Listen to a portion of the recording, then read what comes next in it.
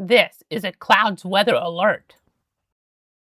Meteorologist Casey Cloud coming to you live here on this Saturday afternoon with a severe thunderstorm warning in play for portions of Wakulla County there in the Florida Big Bend. It goes until 2:45. So we're watching things very carefully here in the Weather Center in terms of just looking at some of the Doppler algorithms here. This is south of Tallahassee. I know I was just posting there over on Facebook, over on Twitter/X there about literally the same minute this morning got issued about our risk here today. It did get upgraded from just a standard general thunderstorm to a marginal risk here earlier in toward the afternoon. And we just this time of year we always expect stuff like this though. So here we are, severe thunderstorm warning. We had high rain chances today as we've been advertising, and severe thunderstorm warning here until about 2:45. At 1:55, a severe thunderstorm is located 7 miles southwest of Crawfordville, moving northeast at 20 miles an hour. Woodville, Crawfordville, St. Marks, Wakulla, Choppy there, as well as Newport, Sadeville, Hyde Park, Wakulla Springs, over toward the Plum Orchard area or Orchard area.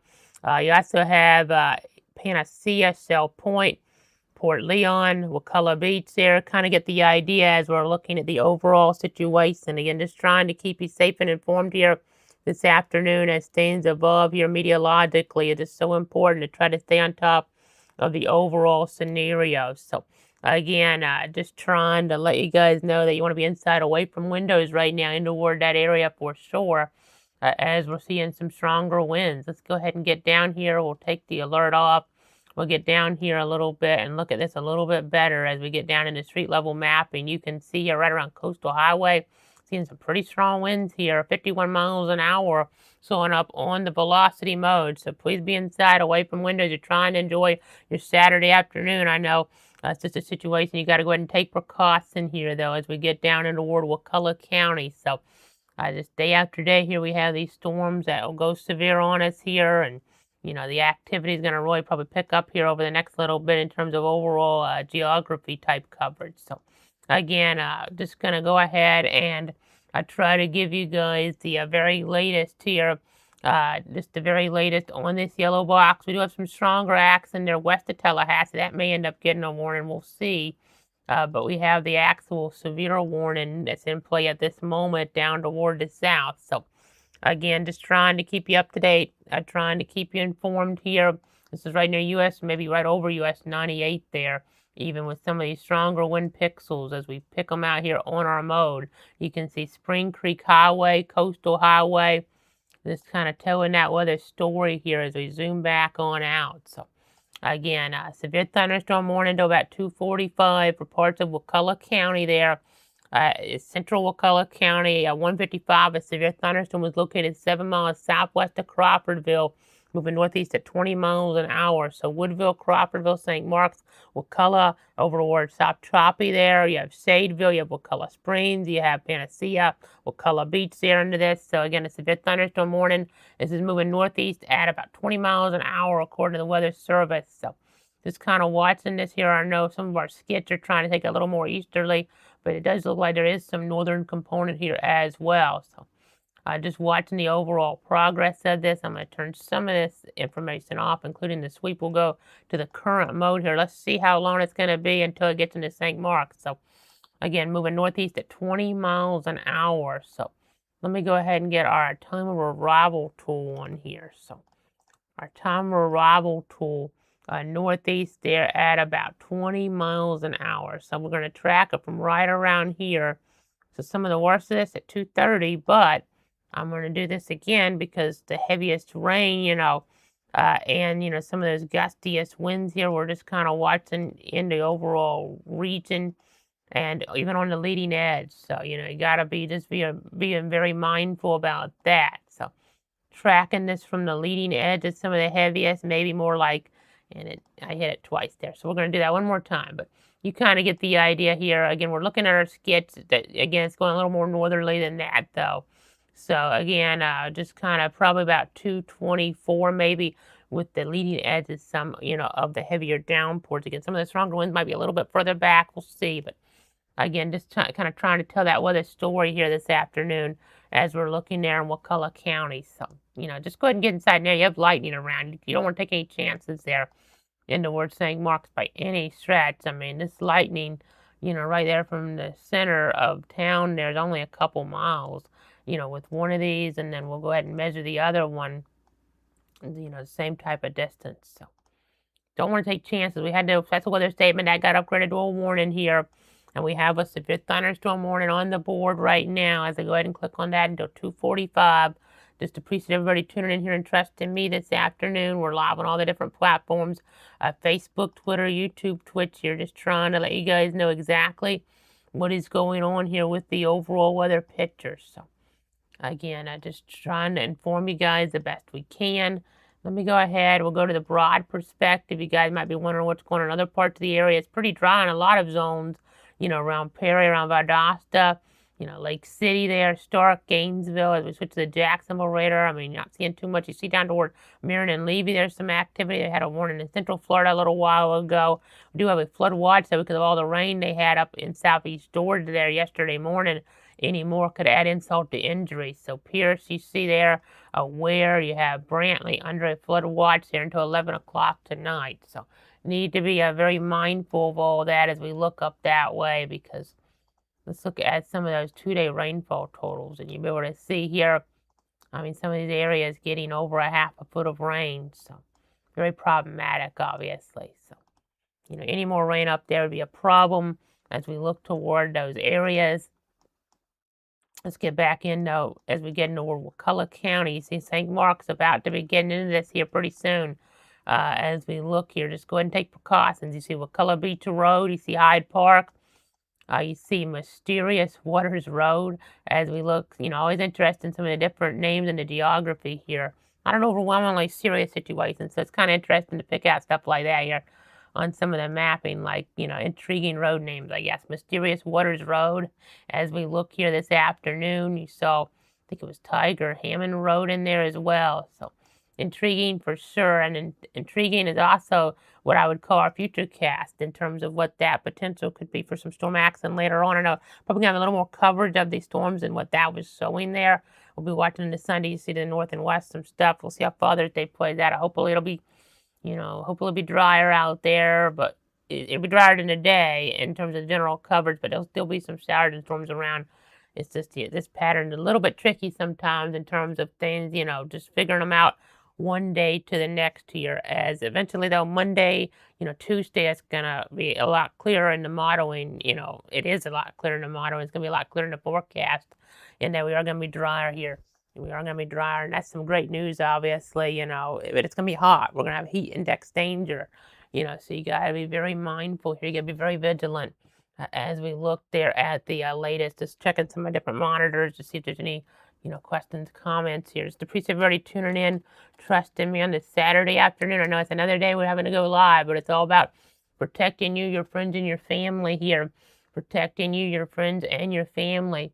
As we go ahead and zoom back on in, we zoom back on in here into Wakulla County. So, Crawfordville just getting to some of the worst of this here over the last few moments.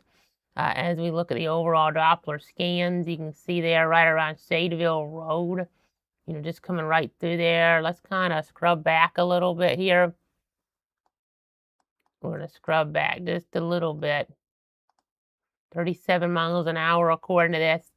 I know the damaging potential will be more down toward the south. As you can kind of see here, and we'll go to the current view. Again, we're looking at different angles on the radar too, so that could play tricks on us a little, but I would think with it so much stronger to the south, a little weaker, and the radar is up in here. And this is what we call the cone of silence in meteorology, the cone of silence. Again, you can kind of see, that's where the radar side is, and you can't see stuff right at it, but, right closer to it. If we have stuff out ahead, I would think stuff behind it wouldn't say stronger unless it really was stronger here as we're looking off overall. I see we have Top Cat watching here on this a Saturday. Just appreciate everybody tuning in here, trusting me. As we look at the overall scenario, you see 124 strikes last 15 minutes in this frame. I'll tilt it back so we can kind of get an idea here a little bit better on what's going on here with the overall scenario. I mean, so it's 140 and just in this shot. That's quite a bit here as we're looking. Just when thunder roars, you need to go indoors here. Definitely need to go indoors as we're looking at the overall situation here. I just want to go ahead and take those precautions, obviously.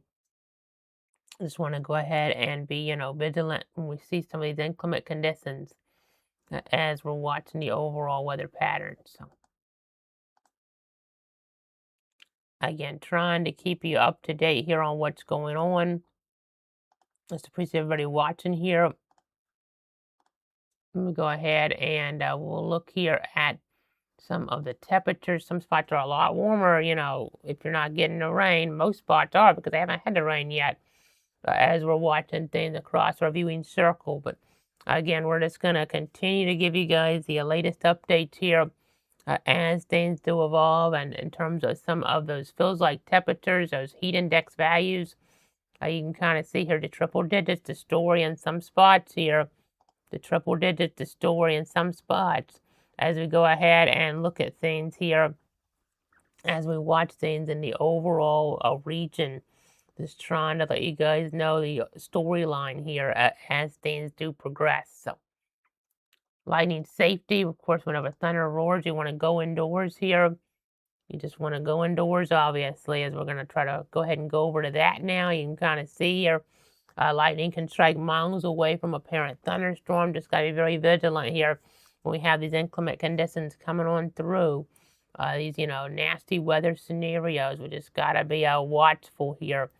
We just got to be watchful when we have those type of situations here. Even if there's not a warning in play, it still can be pretty nasty here as we're looking at the overall weather situation. So we'll get back on over to the Doppler right now. Quite a bit of lightning in here right around 319. So there's a lot of lightning around Crawfordville, even if I'm hoping they didn't have a strong wind there. But, just looking at some of our different scans. And we'll keep looking at the updates to see the power outage map. Don't see too much on there right now, but we'll keep on looking. It's been pretty quiet so far, but now things are starting to pick up here as we're getting toward that peak heating of the day. So again, more destabilization here. In fact, let's go ahead and see some of that storm energy. You can see how we had some of those reds in there at points and purples, and then some low in the night. Not like yesterday. We had a real good low for a while, thankfully. I got some rest myself. But now we're starting to pick back up here with some of this storm activity. And in fact, we do have a marginal risk that got introduced here because of enough destabilization. So let's see the day one outlook here. That is for that wind risk here as we're looking across our area. Most of our area under a 1 out of 5 wind risk here for today. Now for tomorrow, we don't have any formal risk right now. But again, for today, we do have a 1 out of 5 damage and wind risk. So I have to be very careful with that. Again, when thunder roars, you need to go indoors here as we're looking, as we're tracking. But it's more than just that. I mean, you can actually have some, severe weather here that's, in terms of like wind damage potential. So that's why we're on the air, not for lightning. And there's still flood watches way to the north here in the country and in the southeast. But, we're looking at different scans on the Doppler here. Let me go ahead and jump back on in here. And this is, looks like a little weak rotation down near Caribou. That's outside of our 38 counties, but it's something to watch. Different boundaries involved, things like that. But let me loop that here the last 15 minutes. Maybe a little something there, 319's way, but okay. I know we did get an update from the Weather Service here recently, so let me go ahead and look at this. Let me go ahead and look at this here. And they're talking about the severe thunderstorm has been impacting areas around Crawfordville here as well. And we're talking about Woodville, St. Mark's, Shadeville, Wakulla Springs, Tully there. You have Port Leon, you have Wakulla Beach. Again, seeing some of the impacts here as we get on in. Again, Crawfordville, you can see some of the impact there now, though, moving into Wakulla Springs. People may be trying to enjoy the day outside. Unfortunately, these are some inclement conditions coming on in. And let me go ahead and look here. I know it looks like some of the worst of this has, with the angle here, we're going to go back 15 minutes. It looked as if we had kind of some of this. It's really going north. It's really turning off toward the north here. Those latest scans. Let's go back a little further. I'm going to go back a little further. That last scan, it looks like it really wants to go north here. I mean, it reminds me of tornadic activity in the Midwest sometimes when it all of a sudden takes a turn. I mean, I don't think it's as dramatic as it looks here, but still. You kind of have it like this, and then all of a sudden it's kind of doing something like this here with that turn with some of that wind potential. So that's kind of interesting to see. Don't see that around here that often, to be completely honest, on something like this. I mean, we do have stuff to have, they have this type of renegade movement, and when we have stuff popping up, along the sea breezes here, toward north central Florida from time to time, it's just to see something that abrupt there is kind of interesting. Again, just continuing to give you the latest here because let's see if they change the movement. They said northeast at 20, and then the first statement they went northeast at 20. So looks, I mean, not that they wouldn't put it out like this, but northeast now looks to be kind of that movement here, maybe into more into toward Tallahassee proper with some of this eastern parts of Tallahassee, but still. We'll have to see, how the strength of this is impacted because the lightning counter is a good indicator of that, and it's going up. I mean, so this is still pretty strong here in terms, even if the radar scans think the Valdosta is still down, it is because it'd be good for a second opinion here because I could look at a higher level better and try to get an idea if this is, really strong because right near the radar we're only, let's see, only 600 feet up. So, I mean, it's almost reading so low that we're actually not able to see what this is capable of in some ways. So these winds could be a lot stronger than this down toward the surface, even though, you want to have it pretty close to the radar site with the measurements. You don't want to be too close. We're almost too close because, again, like I said, normally we'd have the other radar I could get a second opinion from, but it's not, no data. It's not working, unfortunately. So it's been down there for a couple days, and, that's just the way it goes sometimes here in meteorology, but you can kind of see we have this. We need to be careful in Tallahassee too because there's some rain. It's just hard to see, but because right near the cone of silence. But I have some lightning popping up. There may not be rain. It was some of this, here as of like a scan or two ago, but it's probably already starting to rain. The lightning tracker is probably running a little ahead of the radar. But I mean, I don't know how many folks would be outside there, this afternoon, since it's not like football season or anything, but. This lightning strike here without much rain at least is only a mile or so from the football stadium, Doak Campbell Stadium. So just something to keep in mind here as we're looking. Some of these seem to potentially be kind of by themselves without rain. Again, I think there probably is some rain in there. It's just hard to see because of the cone of silence here is what we call it, in meteorology. Right here near the radar site, you just can't see that low down because we're literally looking here at 20 feet up when I'm putting my mouse on it and looking at the other screen. So again, watching out toward Midway. Looks like a good bit of lightning over there. Just south of there, 28 miles an hour with some of this wind. Looking right around Blanchetown Highway. See Blue Star Highway. Again, seeing Wakulla Springs being impacted here. Again, trying to watch things. Again, interesting to see how things shifted a little bit on us. That more northern jog. Let me take our lightning tracker off for a minute because this will be able to see it maybe a little bit better that way. That is intriguing, just the way it's set up. I mean, this can happen, with different boundaries involved. It's just, you don't, it's pretty abrupt there. So, I have to redraw with a different box here if we're going to keep this going. Because that wind was looking like it was headed more towards St. Mark's, and it just kind of took that turn. I mean, Crawfordville, I'll draw it more in a set now. Let's try that again. I want to zoom into Crawfordville because I want to see how this kind of went over them, the way I mean, they might have had a little bit of wind damage there in Crawfordville and Wakulla County there. Definitely possible as we're looking, but let's go ahead and kind of draw this on out. It's going kind of, like this here. And then all of a sudden it takes that turn and it's turning up toward Tallahassee. Don't know how strong it'll be when it gets there. Again, in terms of there'll be some wind potential. Will it be damaging wind potential? We'll find out what the Weather Service decides to do here, issuing another warning or not coming up. But I mean, that's kind of in all the action too, because I mean, you see it, some of that strengthen up there, some within the banding, but just seeing some different, I guess you could call it, transfers here of wind to different spots within the line. So, and strength here overall too. But Again, just trying to give you guys the very latest here this afternoon.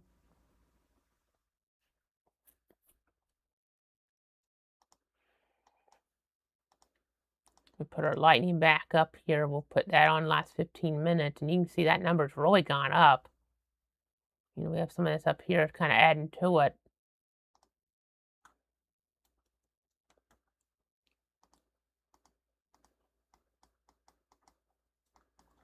Tons of lightning here right near the airport. I mean, this is right over the airport here. I hope, as you get in right on some, the runways here. I mean, you see planes even, and there's a strike. I mean, you probably can see it, but right here.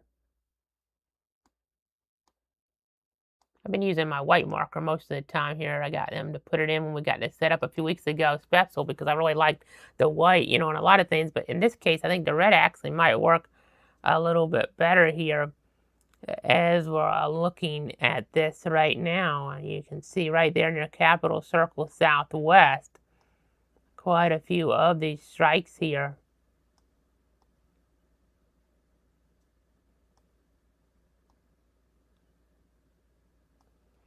There's a lot of lightning there. Hopefully they're not cloud to ground, because if they are, that can be very dangerous. I know I didn't do the best job drawing some of those circles, but you get the idea. As we go ahead and zoom back out here, as we're looking at the overall situation, we're going to broaden the view here. Again, just trying to give you guys the very latest here on the situation. I see we have AJ Watson. Appreciate you tuning in here this afternoon. Let's look up toward Tallahassee again, because there is a lot of lightning out there toward the airport, and then also in eastern Gadsden toward Midway. So let's go ahead and loop this around, and you can kind of see here some of this potential coming on in. I mean, that's kind of going northeast there. Again, this has been kind of going northeast the most with some of this here. That's probably going to be more East Tallahassee. Again, we see where the wind energy was in here. How that's more abrupt turn than even what it shows on the reflectivity mode of the Doppler. So definitely some strong winds near the airport when you see some of these stronger pixels right around the cone of silence. I mean, there's a pretty low down wind speed. So let me check my other source here, because I want to see if we have any type of gust here at the airport real quick. Gonna go ahead and see if we have anything in that regard in terms of some stronger winds there at Tallahassee Airport. We have the advisory, not a warning, but let me see if we have any type of wind speeds here that are up there a bit. Okay, 40 miles an hour was that? That was 6 minutes ago. Okay, Tallahassee Airport gusted to 40 miles an hour 6 minutes ago then. So again, so getting pretty strong there with some of this activity. That's an official measurement there. We have a new advisory now out. So that's, kind of indicative of this story, at least in terms of the overall activity. So let me go ahead and check. Let me go ahead and check the information here. The special weather statement. A 229 Doppler radar is tracking strong thunderstorms along a line. They're extending from near Havana to near Florida A&M to 6 miles east of St. Mark's. And I'm going to broaden this just a little more as we get into Georgia there with this as well. But we're talking about movement east at 30. But again, there is some northerly component, as you can tell, based on the way they drew this box. And then we're looking at the overall situation here. I know looking there at 3 o'clock, with this advisory here, that's the box I'm talking about with this, with this overall significant weather advisory, special weather statement. Tallahassee, Woodville, Monticello, Tallahassee State College, Florida State University, Havana, St. Mark's, Midway, Florida A&M, Quincy, Doak Campbell Stadium, Wakulla, Alma there, as well as like Bradford, Cody, Florence, South City, Calvary, Quincy Airport, and Tallahassee Airport. So again, just continuing to give you guys the very latest here on the situation. See all that lightning right over the airport. That's concerning because, I'm sort of taking precautions, but still, an open area like that, anything that kind of stands up there could get struck if it's cloud to ground. So, we don't have as many trees right, in some of these spots. So that's obviously cause for concern a little bit. Hopefully these are all cloud to cloud strikes, but any cloud to ground strikes in here, could be a problematic scenario. So Again, just trying to give you guys the very latest here. Just trying to give you guys the very latest on the situation. Trying to keep you informed. I mean, that's a lot of lightning in there. We do have a lot of lightning down here with the warning on Wakulla, though, too. Let's not lose sight of that. That's what we, why we jumped on for the warning down here. Officially to 245, and there could still be some stronger wind right in here. Around it looks like Chatting Road there, Vereen, Woodville Highway, Sunset Lane, Hudson Lane, Burt Thomas Lane. As we look here, again, these could be a little bit on the lower side because we're getting a storm right at the airport there. So we did get a gust of 40 at the airport, so we're kind of getting, the radar to maybe not be able to read everything just right now. We already have the Valdosta radar down, so it's gonna, be a little bit tricky here. I know Jackson was way far away, but I'm just gonna look here, way up. I mean, we're looking almost 20,000 feet up at this, but just make sure we're not missing anything here.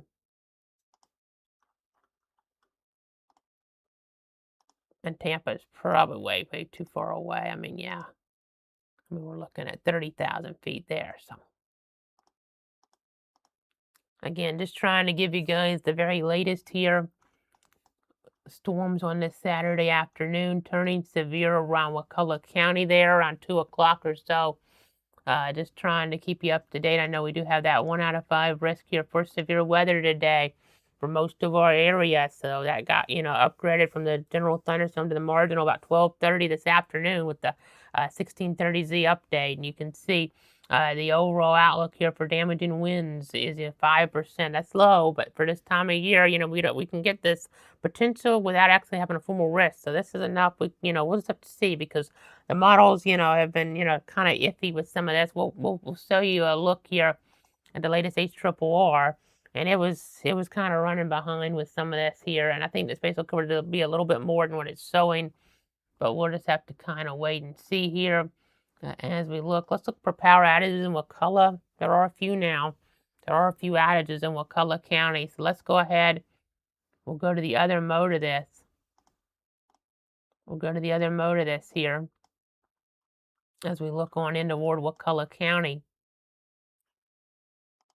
We're going to put currents up. We're going to put the county power outage total up here. Okay, it's not showing it on this product quite yet. Sometimes the timing runs a little bit different on some of these from one to the next. Let me go ahead and check another source I have because these happen so quick.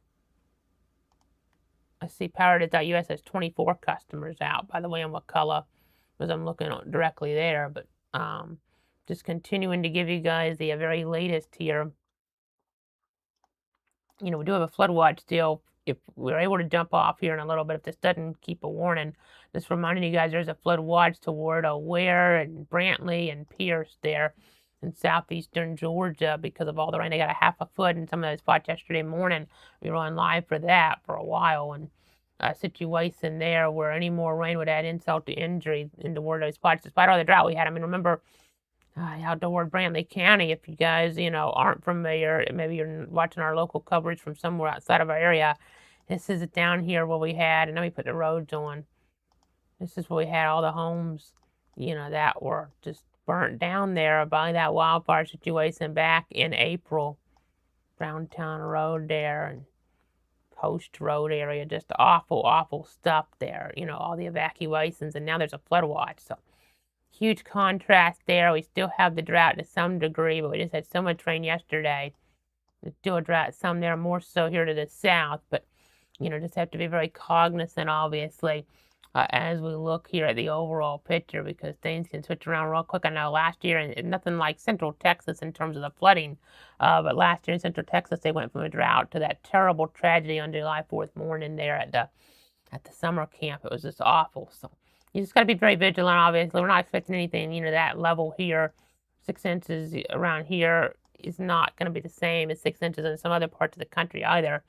That can sometimes be a lot. The way the soil is, it can go down a lot quicker still around here, even if there are some flood concerns. But out there, it becomes, a much more significant situation. You have river situations and just all sorts of things. The soil, again, a big factor in not going down as quick. But look at all this lightning here right toward the Tallahassee airport. As we look at the overall scenario here, this is just, it's kind of, just hope everything's all right out there. That many strikes in a 15-minute period. I mean, some of those right there, over the runway. I mean, they take precautions for this all the time. It's just kind of being able to see this with the new technology here makes it, more real, obviously, as we can get right down in here. Hopefully these are cloud to cloud and not cloud to ground. But, again, just have to be very mindful here as we're looking at things. The Weather Service, by the way, if you guys are wondering, if you are watching our local coverage but you're not familiar with our area, this is where the radar is and this is where the airport is, but the Weather Service is on the FSU campus. The Weather Service is on the FSU campus there. It's in the old meteorology building. It was the meteorology building and the building with FSU Weather when I was there, but FSU Weather and the meteorology moved to a new building. The Weather Service is still in the Love building there on the top floor. So again, just it's not. Sometimes people get that mixed up there. That because sometimes, like in Jacksonville, the Weather Service is at the airport, but in Tallahassee, it's at the FSU campus. They're not all three together. Like in Jacksonville, they are. The radar, the airport, and the Weather Service pretty much are all, the same vicinity. But in Tallahassee, now the airport and the radar are together pretty much, but the Weather Service is on campus at FSU. Just for perspective there, because, we're sticking with you. It's extended coverage, just trying to give you guys a little bit of a lesson here in terms of some interesting weather facts here this afternoon in terms of our local geography and local weather storyline. So 40, 38. I know we're going to take that off as I zoom back out. A lot of lightning there. Let me see if they're going to go ahead and see if they've sent out a statement here. Nothing yet, but it's trending as if they're going to maybe drop this, I would think, the way they are not issuing another one. But we're going to keep looking at all the different trends, obviously. We'll continue to give you the updates.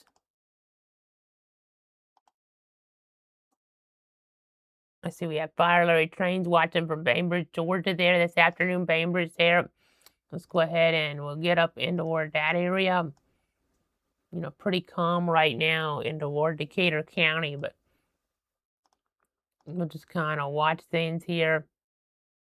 I mean, looks pretty good for the moment, but you know how things can change so quickly here in summertime as we're looking at the overall meteorology, the meteorological picture. So, again, we're just going to continue to keep you guys up to date here.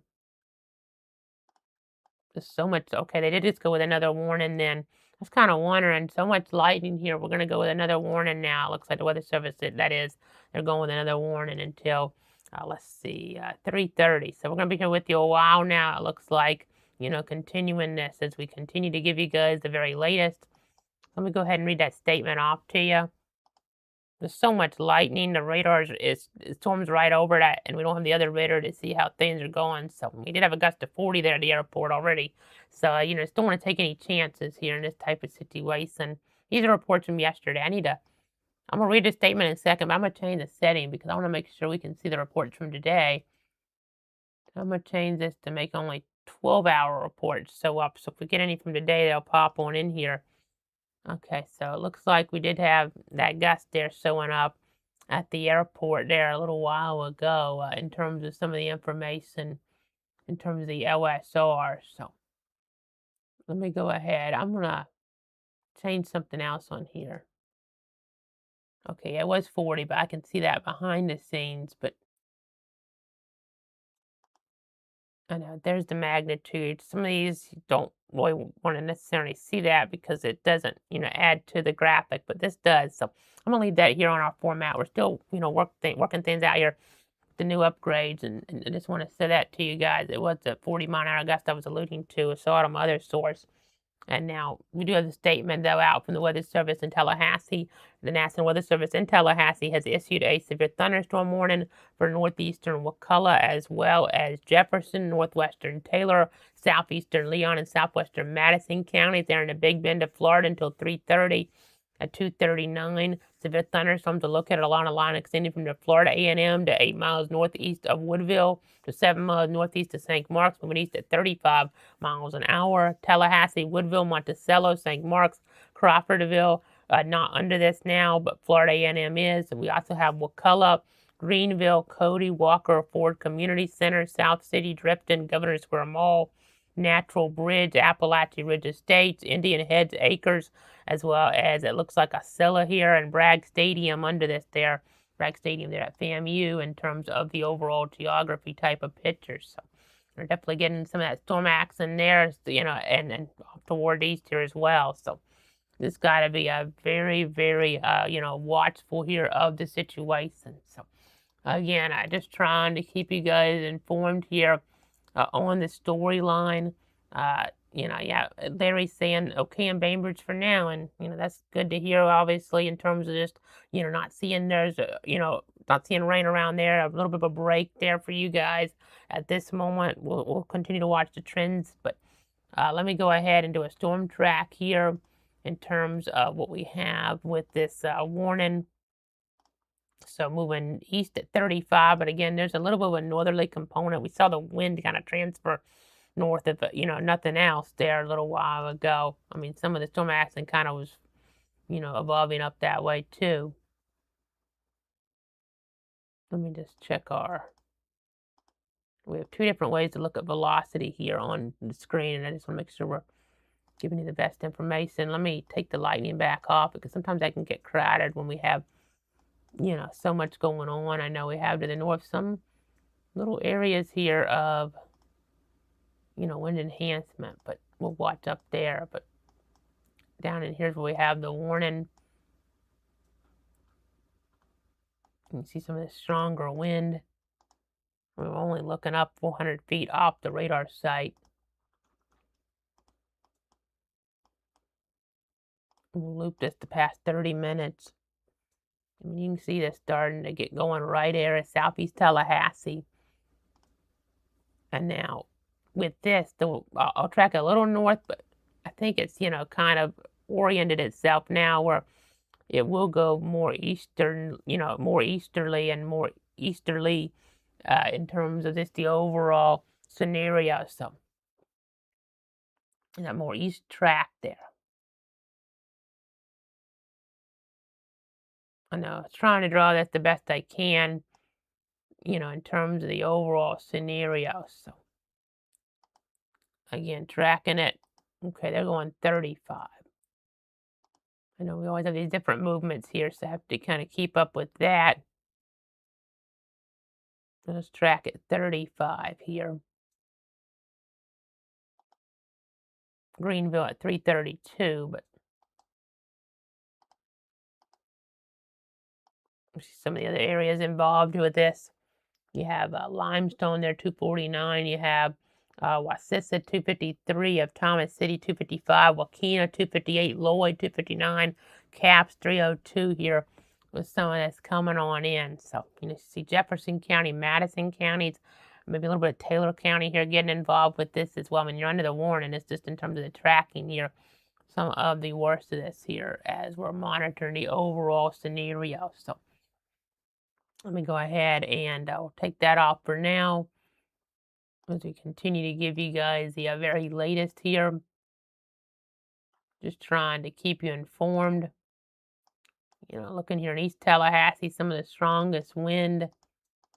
Let's get down to street level. US 27, but Appalachia Parkway, April Road, Old St. Augustine Road, South, it looks like, let's see here, Southwood Plantation Road, Mossy Creek Lane, Mulberry Park Boulevard, just kind of getting out of the worst of it maybe. So, just trying to show you where this wind activity is. You have Lot Road, you have coming up Cherry Tree Road, Watermill Road. So again, just continue to give you guys the very latest here. We're trying to continue to give you guys the very latest.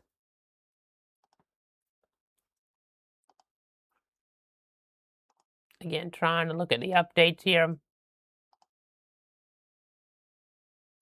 Let's see, we have Dan Watson, Havana saying that There's plenty of rumbles there, but still shining sunshine. You can see the dark clouds a ways off when they check the mouse. So that's out of Havana there in Gadsden County. So, yeah, it's just, always tricky though when we have the lightning around. When you have that lightning around, you can have lightning to kind of come on through there in the type of situation here, and it not even be that stormy over you, not even have rain over you. So it's just always kind of a tricky situation. People, this time of year, you want to be outside, enjoy things, soak up the sun, but you can actually get bolts from the blue, so we just have to always be vigilant about that in terms of the overall weather picture. But again, trying to keep you informed here. US 27, some of this heavier wind, 44 miles an hour there, 30 miles an hour, 27 miles an hour. Some of those numbers, might be a little on the low side. A 44 seems pretty realistic, though. As we kind of look at the different scans, I'm going to kind of draw this on here. And then we're going to get back to the actual radar. So right on the edge there, where you're getting some of this wind coming on in. Sometimes, if it's too much on the edge here, when we look, it may not actually get down to the surface as well. But, in this type of setup, it very well could, as we're watching this overall situation. We have a lot of energy out there today. Going to check some other sources again. Going to check some other sources. Going to look at my energy values here. We have, out there in Jefferson County, almost 4,000 joules per kilogram of surface-based CAPE. Not much, no supercell composites showing up today. Not that rotational parameter in general. Granted, you can get different boundaries to interact sometimes, but not really seeing that author remnant influence from, the spin type of aspect in terms of any type of tornado threat. But just have to continue here to, be very mindful of the situation as we're tracking, as we're monitoring things here with the severe thunderstorm scenario. Again, all that lightning showing up there around US 27 and off toward the south. Just when thunder roars, you want to go indoors. Just definitely want to go indoors. So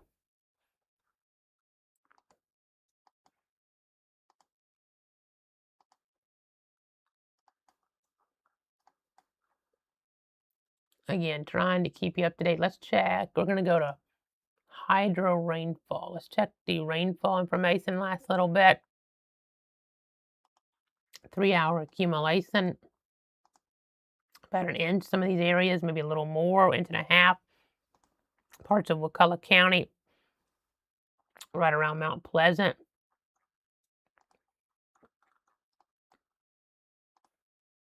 Let me go ahead and jump back on over to our other mode. We're going to check our information regarding the county power outage totals. Okay, I have some showing up in Leon County on this map. 1,000 in the dark. So let me go ahead and check the actual providers directly, because that may be, it's possible it's gone up even more since that information that shows on the screen here.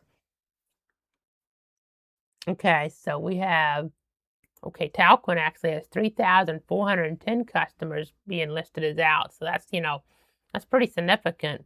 And then let me see what Tallahassee government has here. They have 1,272 out. So between that, that's almost, approaching, a little less, but approaching 5,000 customers in the dark now in the Big Bend area, give or take, and the Talquin serves kind of, broad areas. Some of that's, west of our zone, but it looks like most of that's in our area. So, yeah, quite a few out around Crawfordville I'm looking at here on my map. It wasn't showing it on there, but looking at some of the Shadeville, looks like Shadeville, this east of Crawfordville, some pretty nasty, electric impacts there with quite a few members being affected. So, on Talquin, that electric provider. So, we'll probably be getting some reports of some power lines that were knocked down or something along those lines, a tree down here or there, more than likely with some of this wind energy coming on through. So, this is how it is in Florida this time of year. We have to be alert every single day. I mean, Every day. You can't let your guard down here, even though most of you won't get impacted day to day in terms of geography. There's always that chance here as we, look at the overall pattern. Just always got to stay vigilant. I know, not in our area, but I'm so far the only storm report in terms of wind damage here in Florida or in the country even was down in Orange County around, the Orlando area with a large tree blocking a road earlier. But I'm sure we'll have some of those reports up here once they have time to get them in the system in terms of how, because they're actively issuing warnings right now. So that's the focus, obviously, there. Weather Service Tallahassee does a great job, with these warnings here, giving everybody the latest information, and letting, their, folks here, like in media, just kind of see, that potential by their different weather discussions and the like. So, again, just trying to, just continue to monitor things here as we're looking at the overall weather picture. You can see some of these different wind speeds here. These look low, but we're looking down kind of low here. Let's look at lightning because that seems to be a good indicator of strength here when, the radar scans are not always proportional and the heights gets different here. But these lightning areas, in this zone here, it would seem we're seeing a little bit of a weakening trend because that counter has gone down. It went up and now it started to go down. It was up to like 370 there and now down to about 220, 230. So I think we are starting to see a little bit of weakening here, on the latest moment-by-moment trend line, per se, the pulse of the situation, per se, here meteorologically. So, again, I'm just trying to let you guys know here the overall storyline as things do evolve. I see Dan saying, just heard a loud crack of thunder, and they use Talquin, and their power's still on for now. That's up there in Havana. They're not under the warning, but the lightning, you just gotta be very careful, with that lightning because you don't need a situation here with where you have and when you have severe warnings, you can have lightning, but you can also have that lightning when you don't have a severe warning. Or definitely getting quite a bit of that right now around Havana there.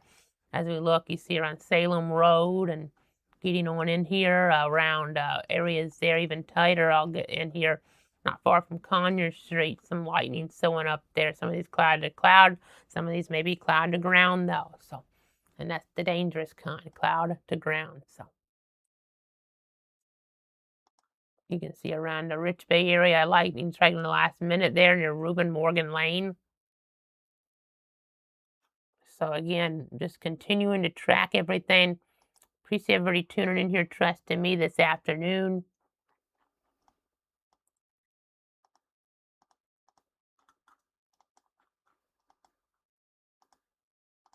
Again, 47 miles an hour. That's showing up, so that's some pretty strong wind. Right there near Matt Ween Road and Meadydale Drive. You saw the latest scan just kind of take it off a little though, little down, but so Capitola there, some wind impacts. Cap Tram Road, White House Road, Barrington Road. Moving into toward Jefferson County some with this.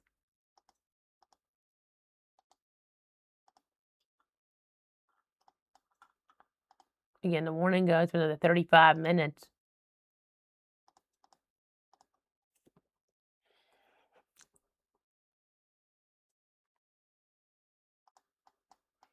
To the north, we're seeing a little bit of that lightning pop there as we get into toward areas there north of I-10.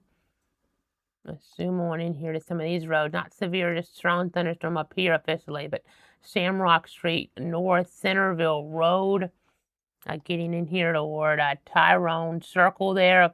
Also getting toward, it looks like,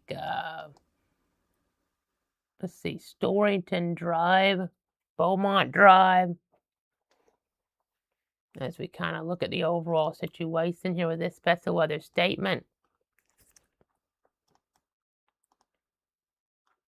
See that wind? It looks like it's kind of, velocity, it looks like it's bowing out some. Now, that may just be, the way we're looking at this on the angles. It's so tricky being close to radar, but you know, on reflectivity, maybe a little bit, but just going to continue to watch things and track them. It's a bit thunderstorm morning for parts of Madison till 3:30, Taylor till 3:30, Jefferson, you know, we're just watching you guys till 3:30, Wakulla technically till 3:30 in Leon, but those areas will probably get dropped early for sure, I would think, Leon and Wakulla. So again, just trying to let you guys know the overall storyline. I know getting that report there from viewer Dan there in toward Gadsden County, living on Foxwood there, you know, and seeing some heavy rain over the last couple minutes. So, you know, some heavy rain up there in toward Gadsden County. So,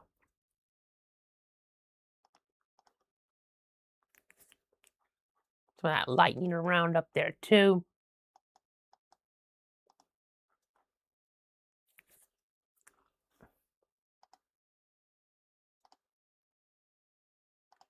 Again, watching the overall picture. Let me go ahead and broaden things out.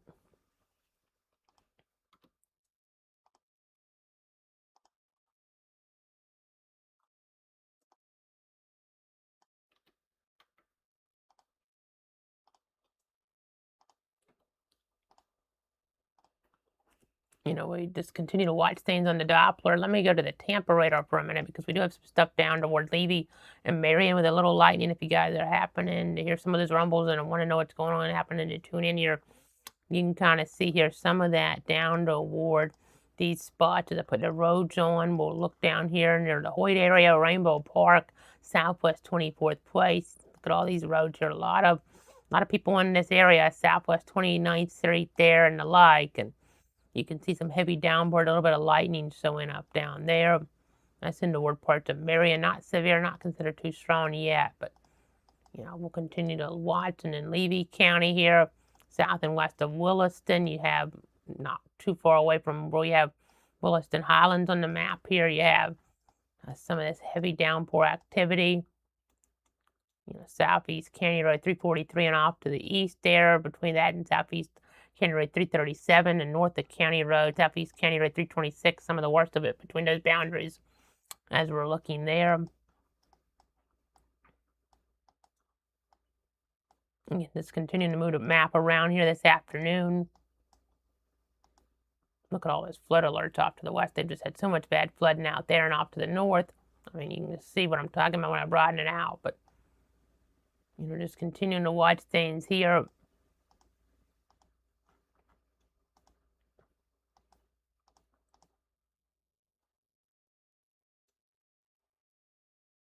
Let me go ahead and go to currents. We'll go to county power is total.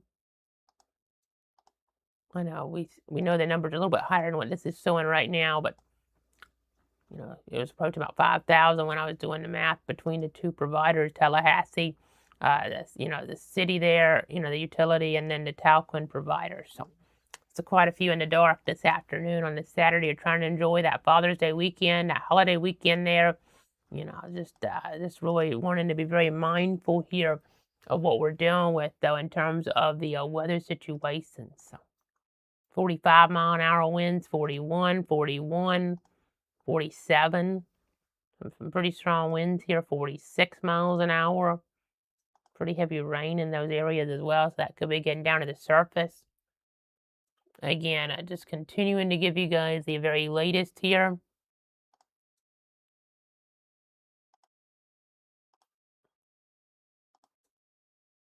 I'm going to look at this to see if there's anything that stands out, and I don't see anything standing out.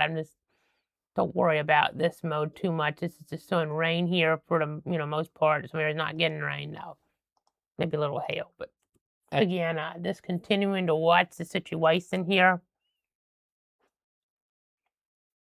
Let's go to our forecast model again. It tries to have some of the activity, you know, linger around, but not something that's just, you know, widespread maybe is what I think would be probably. So we'll watch the trends, obviously. I know a lot of spots, just more about the temperatures this afternoon. I mean, to pull that up, I'm going to look at my reading. We're at 92 here on my Davis weather station east of Stark, so we're in Bradford County, North Central Florida, watching things for our 38 counties. But you see Tallahassee, they're down to 76. That cool air coming on in there toward Leon County. So it's because of all the rain. I mean, it's because of the rain. It's the cool airs, that's why the cool airs come on in. So again, just trying to keep you guys up to date. So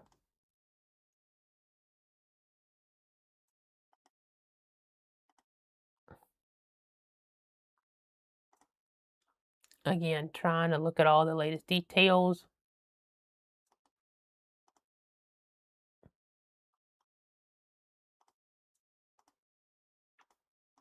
You see Madison there, maybe later on down I-10. Monticello though first, the accent, the accents in that area there, gonna be getting into some of that wind. 51 miles an hour, so that's pretty significant. Let me look at that angle. That's moving close enough to I-10. I may go ahead and just pull a camera up in that area. Yeah, we'll go ahead and try to effort a camera there around in Monticello. And it looks like, let me put the roads on here. 19, US 19 and I-10 area. See if I can get a camera in that zone for you, as we continue to give you guys the very latest on the severe thunderstorm warning situation that remains in effect till 3:30. That severe thunderstorm warning. Again, trying to keep you guys informed, trying to keep you up to date. Let me go ahead and I'll try to get some of those camera views, at least maybe one or two of them up there, as we're looking at the overall situation. So we're going to look there around. Looks like they're down. Looks like all still shots there right now, except further east. Okay, so no feeds even actually coming on in right now around US 19. They're all down, so won't be able to use that here, unfortunately. I don't necessarily think it's because of the weather directly, but maybe indirectly, knocking a section of them off or something out. But some of that's still further ahead from where the winds are about to move in. So again, just trying to give you guys the very latest, trying to keep you informed. See all these lightning strikes, showing up. Some of them, the ones that are flashing, are all in the last 60 seconds. They're all from the last 60 seconds. Just a one-man band here, but trying to give you guys the very latest on the weather situation.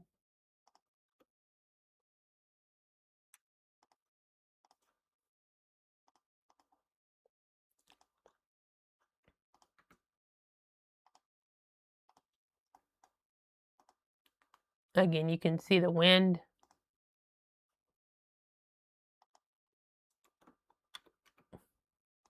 "49 miles an hour, 50 miles an hour, 47, 44.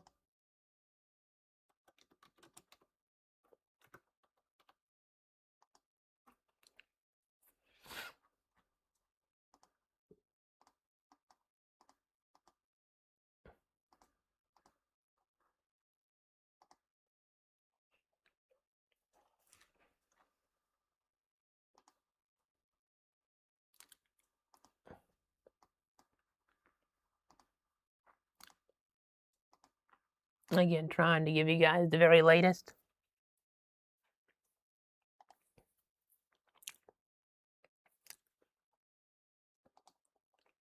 Looking at all the information here.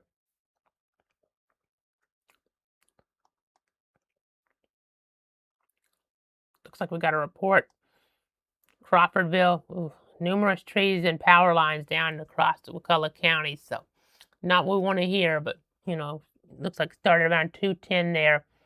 Again, numerous trees and power lines down there in McCulloch County this afternoon. So that's not what you want to hear, but that's what has apparently happened there toward McCulloch County here with the storm axe and with, maybe some of the worst of that seemingly around Crawfordville. So again, just trying to give you guys the very latest here. Again, numerous trees and power lines down there across McCulloch County. So that's some information just in here to the Weather Center. But with the way some of these power outages were looking, it was kind of looking like that type of scenario here, unfortunately, was the case. So Just something to bear in mind as we're looking at things, as we're watching things.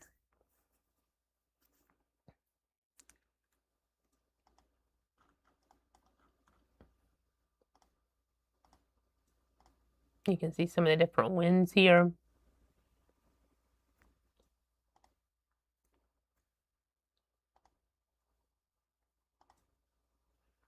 Definitely coming on through.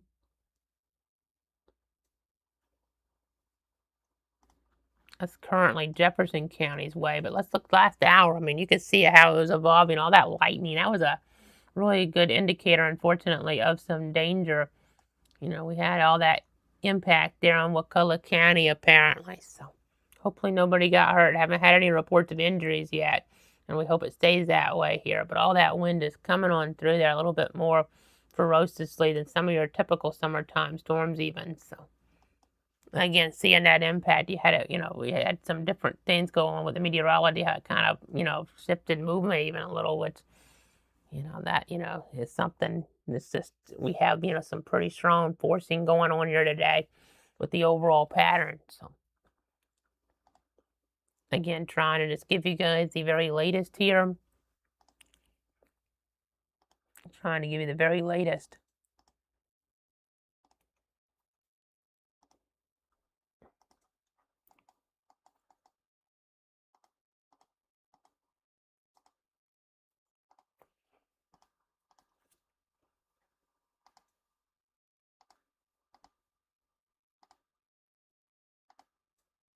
Again, showing you all these winds.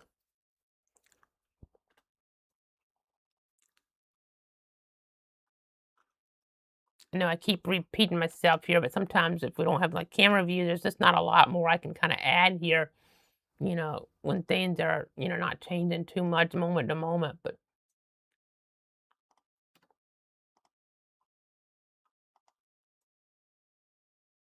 just going to keep watching the trends here. I'm going to take a quick 60-second break, gather some more information here. So I'll keep it tuned to Cloud Weather. I'll be back here in 60 seconds. Of course, we're watching things for 38 counties. Most of our area, not getting into the storms right now. But out toward the west, it's a different story. Watching there, we've been watching things over the last half decade plus here in the Weather Center with, we didn't have, this is, just a few weeks into having Barron, didn't have Barron before, but we've been watching some big, much more, widespread type of weather scenarios here, and bigger stories like tornadoes over the last half decade here, giving you guys the latest from the Weather Center. In the last half decade or so, our area and the region have been through a lot. Stay safe, but it's going to be memorable. I was there around 4 p.m. to document them. Life-threatening situation here. So, again, that's the storyline there. Oh, I think we just had another power flash. Another power flash. Sometimes Bradford County is a tough spot to see a spin-up tornadoes, so we just want you to go ahead and be inside and away from windows. Can't even completely rule out a quick spin-up tornado, so things have started to escalate here. Please take shelter. This is going to cause a lot of damage. Radar-confirmed tornado in southeastern Georgia. We're seeing areas there around Perry bear the brunt of this, coming into these communities and ravaging them. That's why we got to get you guys out. You got to run from that water. You got to evacuate. You got to follow these orders. This is as serious of a situation I've seen. This is the eye wall. This is where some of the worst of the weather is. When hazardous weather threatens, trust Clouds Weather. Back here in the Weather Center now, getting the latest update from the Weather Service in Tallahassee. A severe thunderstorm warning remains in effect until 3:30 for western Jefferson, northwestern Taylor, east central Leon, and southwestern Madison counties. They did drop Wakulla out, but we already had some damage being done there. But at 3:04, severe thunderstorms are located along a line extending from 9 miles southwest of Monticello to 22 miles east of Tallahassee to 19 miles east of Woodville, moving east at 35 miles an hour. Monticello, Greenville, you have Lamont, you have Thomas City, you have Wassissa Springs there. Just the different impacts, and towards some of these different communities, a possibility, in terms of even some damage, but at least some of these heavy downpours, some of these, rumbles of thunder, coming on through here as we're looking at the overall scenario. Quite a bit of lightning up toward Gadsden County and Leon County. These aren't severe up in here, but we're just, looking, and we have some pretty nasty weather with all those rumbles of thunder up there right around Centerville and Getting on in there, Roberts Drive, Proctor Road. But you down here, even maybe more lightning, and this more, of that wind potential down in here. So again, just trying to let you guys know the very latest. Let you guys know the very latest here with the overall storyline. You see some of the different winds.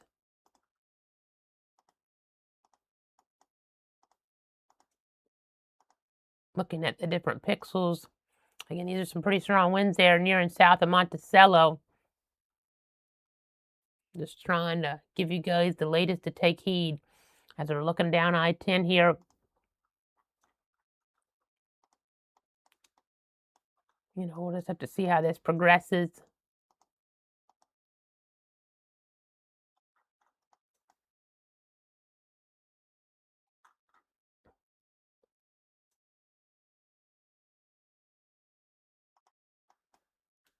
Okay, we got a new warning now. Okay, so this is strengthened pretty quick to go from, didn't even have an advisory or warning up here. So we just got a new warning. Let me go ahead and check the latest on that.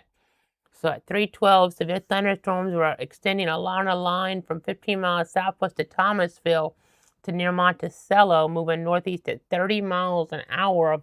I'm talking about Monticello, Fincher, Moncrief, as well as Rocky Hill, Miccosukee, Jarrett, Beachton, excuse me, Metcalf, over toward the Lake Miccosukee area. So again, just continuing to give you guys the very latest here. New warning now. So this one, I mean, we'll see, but they could end up issuing a warning or advisory out to Ordovana. Don't see a whole bunch of wind with that. It's not as organized as this, but at least maybe an advisory, all that lightning. Remember, when thunder roars go indoors, but this here, this is definitely looking like it's getting up there. This whole line, that wind kind of transferring along it here, evolving along it here with the overall meteorology. So you see Monticello there, squarely now under, we just had the one in the south, but now to the north as well. And then this gets all the way into Georgia, parts of Grady and Thomas, but not in the Thomasville and Cairo yet. So we're just going to watch the overall situation here. Just for your protection, though, you want to make sure you move into that interior room away from windows if you can. I mean, it's in a tornado situation, but still, we've had a history of some damage from this activity in the Wakulla County. Again, a report there, I'll pull it back up. Numerous trees and power lines down there across Wakulla County. So that's not good, obviously. Not good to hear stuff, like that along those lines here. As we look at the overall weather pictures, we see that progressing on and off now. But again, numerous trees and power lines down there in Wakulla County. That's kind of the storyline there as we're looking at the overall situation. You hate hearing about, just the impact these storms can bring. As I continue to effort the latest information on in. I know Talquin there, they are reporting now in terms of their outages directly from the website. 3,880 customers in the dark, almost 4,000 without electricity there on Talquin. And then we have, let me go ahead and go to the Tallahassee government site there.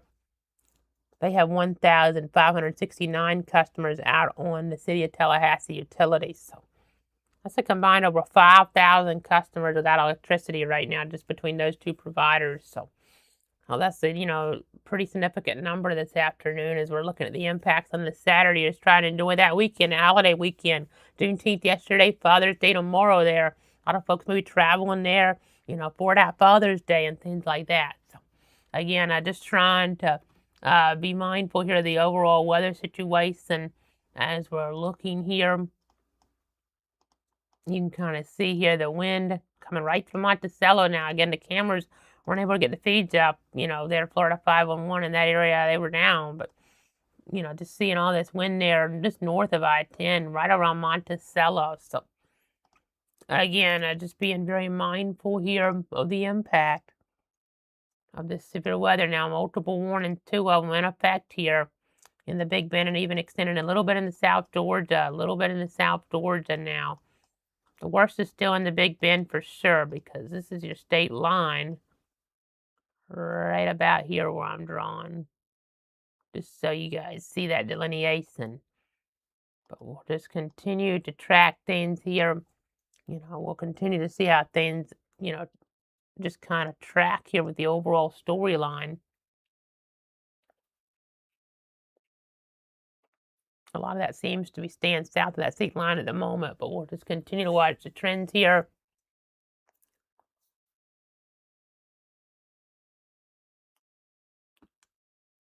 Again, giving you the latest.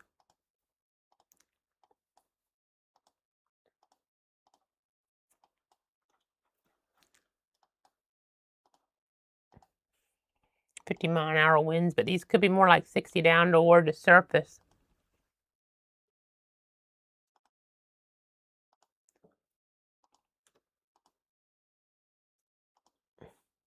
In isolated spots, at least with some damage potential.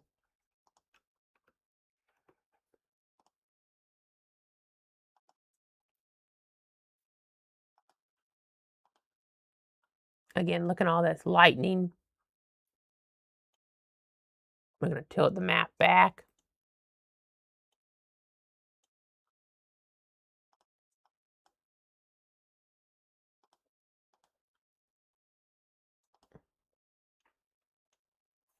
So the counter did go down some here. It was, pretty low, and then it went up, and now it was in 100 some range, and then, got all the way up into 400 range, and now down in the 200 type. So, we kind of had that pulse up, pulse down, maybe some broadly, but I mean, that one little sector that has increase in strength in the northern fringe here, and that's why we got that second polygon to pop up. Lightning, is not a direct correlation between severe, but indirectly it can be a, indicator as we're looking at the overall situation. So again, just trying to let you guys know here what's going on. We'll go to the current view. You can see some of this wind.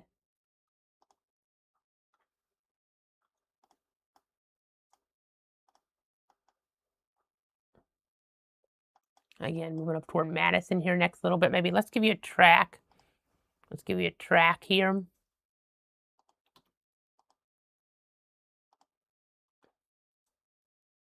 So we're talking about northeast at 30, but honestly, it's kind of settled back in a little more easterly.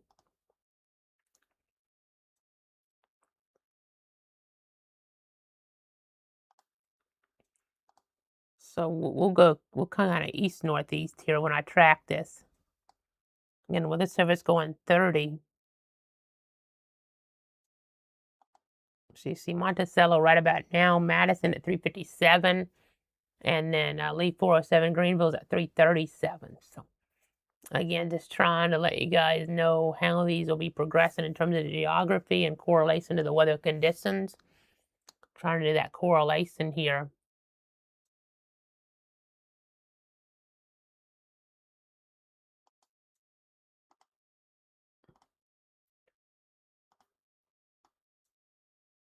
See all the different areas here in terms of maybe some of the smaller communities as well being impacted.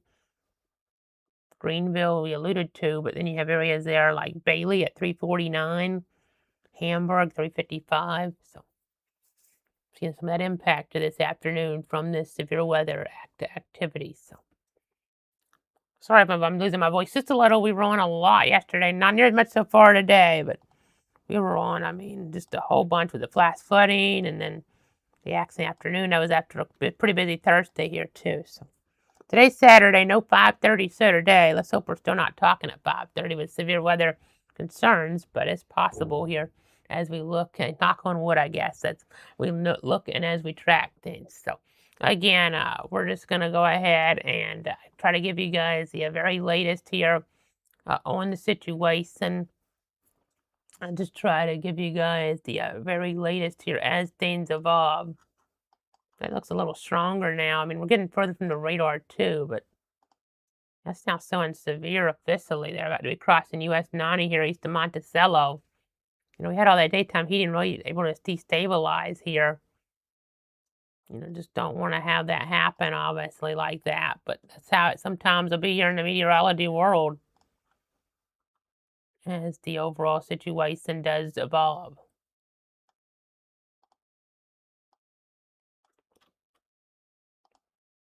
Again, just trying to let you guys know the storyline. Jefferson, Leon, Grady, Thomas under one of these warnings. The other warning here, we're still seeing, parts of Leon, parts of Jefferson, Madison, Taylor here. Yeah, that one's set to go for 8 more minutes, but we have some. This is probably going to get extended based on what I'm seeing. There's no bad Oster to give us another opinion, because sometimes you can kind of do the correlation between them and see if the winds are, more likely to reach or not. But we don't have that. We don't have the cameras right now. They're down. So based on what I was looking at a moment ago, at least right in that one area there along I-10. So it's a situation here with these type of winds. I think they'll probably extend this then based on the history of the damage there in Wakulla as well. So again, I just have to be very mindful here. Just trying to err on the side of caution. I know the lightning counter was down, which is one indicator, a good sign compared to the other indicators. But I mean, reflectivity does look slightly weaker in a way, even though the velocity was looking stronger. In general, it looks like, and I'll just kind of take that off and try to watch it like that a little bit. Again, trying to give you guys the very latest here.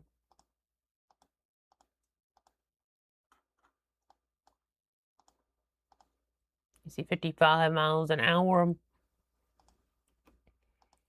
Again, some strong winds coming on in. Just seeing that overall meteorological impact. I know if you're watching the coverage right now, though, like on YouTube, just appreciate you tuning in. You have 28, looks like right now, watching here on YouTube. And, if you're looking here at this coverage, just make sure you hit that subscribe button. It's free, so you see this coverage more often in the future for our area. You also can hit that like button, so, more folks there will end up seeing this in their feed here in the future, too, in terms of, being able to know about important weather information. So, again, trying to let you guys know the storyline.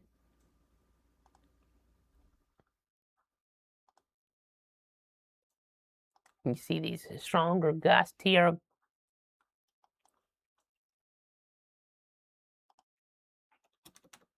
Let me go ahead and see what we might have in terms of infrared satellite. We're going to see how this kind of evolved on us.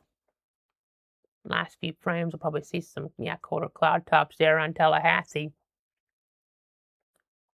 Just have to look kind of close. I'll zoom in. I know it gets a little blurry on this type of satellite I have set up, but in the last few frames, you'll start to see them pop on in. Just wanted to have one where I could instantly go to it. So it's a little bit broader brush than some of the, we can get even better on some of the other modes, but just a quick button I can hit to go to this. So you see the colder cloud tops, just all that storm development, that vertical development. We'll see if these are showing more than what they were earlier on. I think the numbers might still be a little low out there, but it's showing at least some of the outages. The storyline, Leon, Wakulla, now into Jefferson as well here with the overall situation. Again, about 5,000 out between Talquin and Tallahassee City there in terms of that city utilities. So quite a pretty big impact here this afternoon. And it looks like we have a new warning. So like what I was talking about here, unfortunately, having to err on the side of caution based on, the history of the damage and the like here. So we have a new warning. This goes until 4:15 now for parts of Madison County, parts of Jefferson, parts of Thomas, parts of Brooks. So moving on in further out. Let me go ahead and read this statement here to you.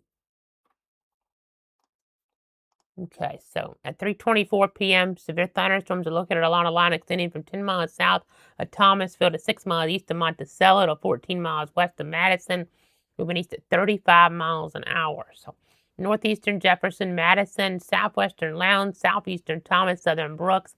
We're talking about Madison, Quitman, Boston, Greenville, Lee, also Grooverville there, Everett, Hamburg, Lubbock. You have Impress there, Brooks County Airport. Mosley Hall, Hopewell. So again, the impact being felt once again here on this Saturday with storm activity. We were on last Saturday. We've been on, with either the 5:30 so or the severe coverage for A lot of consecutive days here, but it's all about trying to give you guys the latest. It's my passing here to try to give you guys the very latest, no matter what time of day it is when we have dangerous weather threat in our area. I need to be with you guys to let you know what is happening moment by moment here in terms of what radar is showing, in terms of just the overall meteorological storyline, giving you the storm tracks, things like that here is so important. You see winds like 56 miles an hour, so up into Madison County now, southwest of Greenville. Again, seeing that impact there, 54 miles an hour here as we're looking further back into toward Jefferson County. So, again, seeing this impact here being felt with yet another severe thunderstorm warning being issued here as we look at the weather situation. Again, just trying to keep you safe and informed.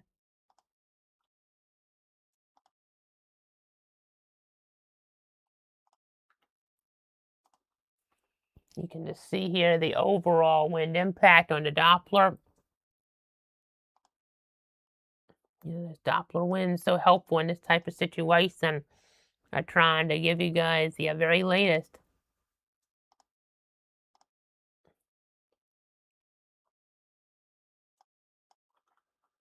You see Boston there in South Georgia. Into this morning, and we started out with North Florida, but now it's starting to switch off into Georgia a little bit with this potential equipment.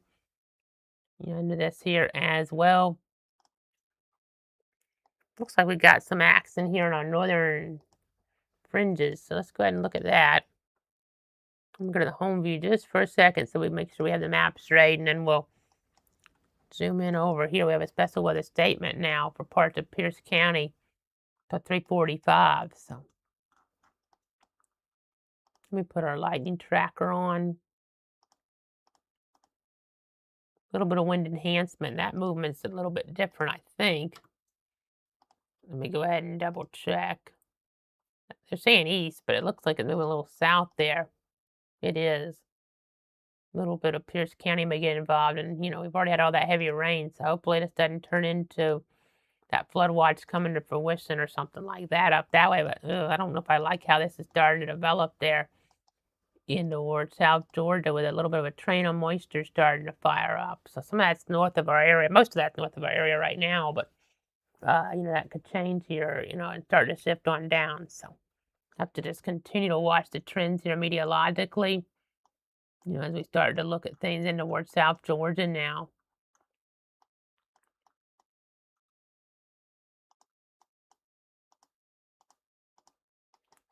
Again, trying to let you know the storyline.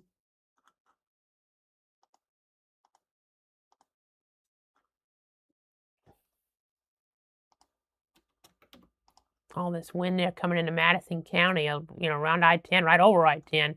This could knock down a tree or two on I-10 even. Right about now, they're not far from Overstreet Avenue, Southwest 7 Bridges Road. This is not exactly the, ideal time to be driving right now on I-10 there in toward western Madison or far eastern Jefferson. It's too late right now to maybe change those plans and get off or something, because it's coming on through now. But these conditions deteriorating rapidly, so just don't want to head into that there, as it's moving off toward generally the east, a little northerly component, but just don't want to get caught up with that there in terms of the, connecting with it.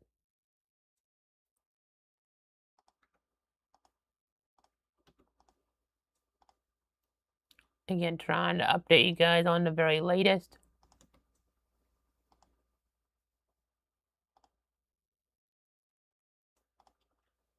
Just trying to see how things go meteorologically.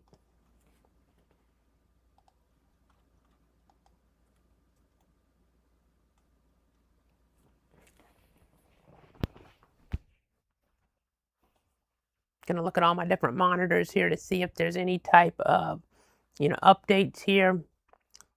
Don't see any new questions, comments last little bit, but just appreciate everybody tuning in, trusting me.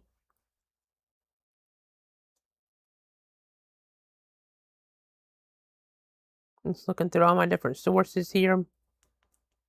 Appreciate everybody watching. I know it's 91 here east of Stark right now where I'm at in Bradford County, so we're, destabilizing still in terms of the overall situation. again, in terms of instability, if we get some storm action, it could be a situation here where things, could be pretty robust. Again, just looking at some of my different sources here. Let me see if any of those cameras are coming back up.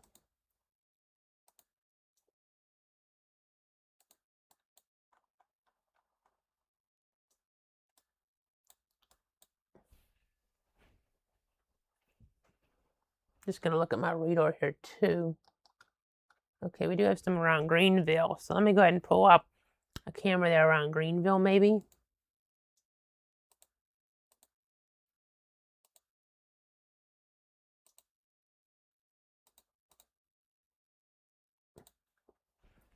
So let me go ahead. It's not showing too much right now, but I think it would just at least give us a little bit of something different to look at than just a radar here. As conditions will be deteriorating momentarily in that area.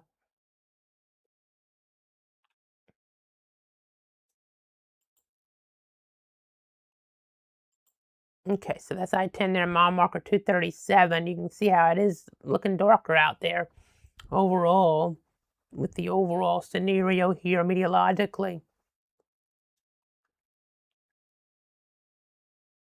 Definitely, seeing some folks with their lights on there as, things are going to get rougher here. Just got to be, really mindful.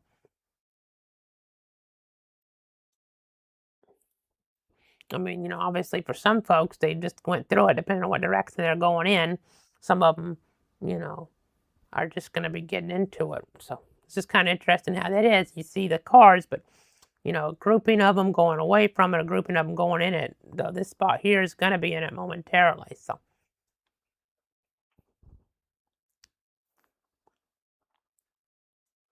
you started to see maybe some of the raindrops here on the lens, or not on the lens, but in the frame at least, as we were looking at things just a second ago. Again, multiple severe thunderstorm warnings this afternoon out east of Tallahassee now. Monticello, Madison is where the greatest concern is setting on up right now. Had a history of quite a bit of damage out in McCulloch County, so quite a bit of wind damage out there. As we were looking that way, we were looking at that overall situation.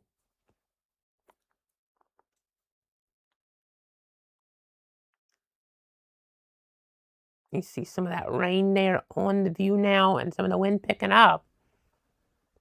So we'll stick with this a little bit longer. If you look there, some of the trees blowing a little bit. Nothing overwhelming yet, but just kind of telling that story.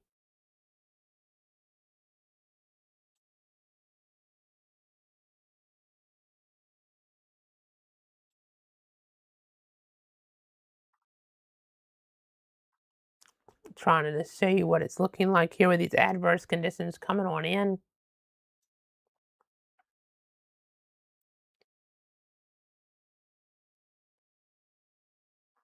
Just trying to keep you guys up to date on the latest.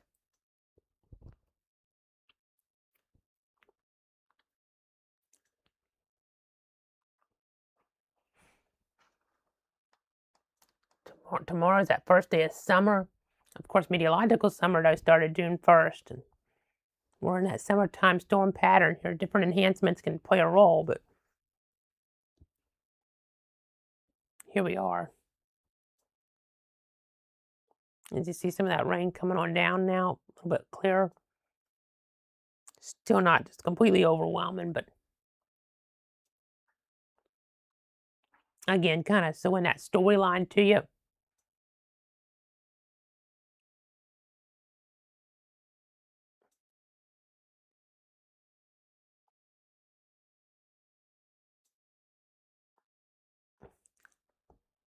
Again, just really wanted to be very mindful there.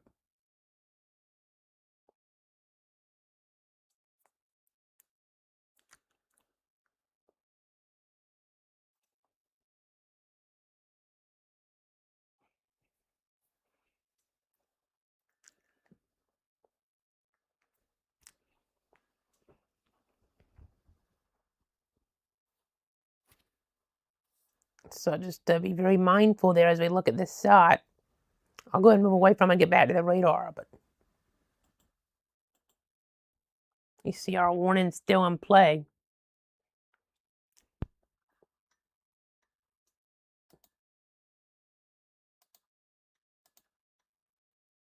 Just checking if there's any more questions, comments from any of the viewers. Just appreciate everybody tuning in, interest in me.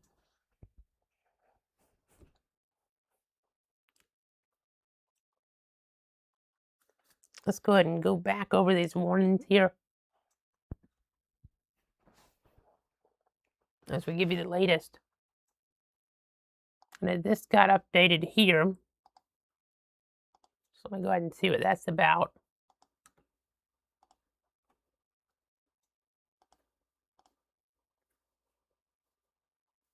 Okay, so a little bit of Jefferson and Thomas counties under this.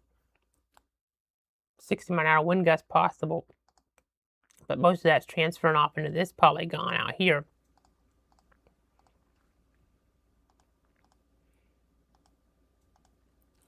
Parts of Jefferson, Madison, Lowndes, Thomas, and Brooks. So again, just trying to give you the latest.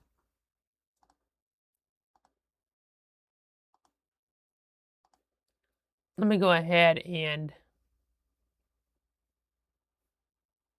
see what else I can come up with.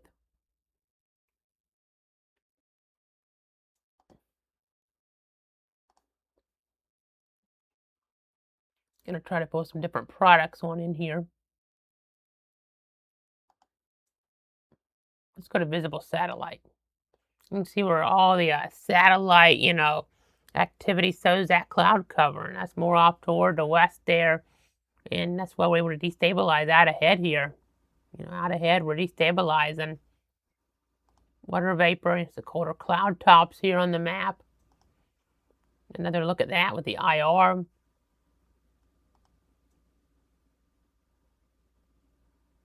Let me go ahead and we'll get back over to some other modes here, like 3-hour rainfall accumulation. Some of these areas here getting, a good bit of rain. Look at parts of Leon County there, 2 or 3 inches in a few spots. Other spots, like not much more than a trace.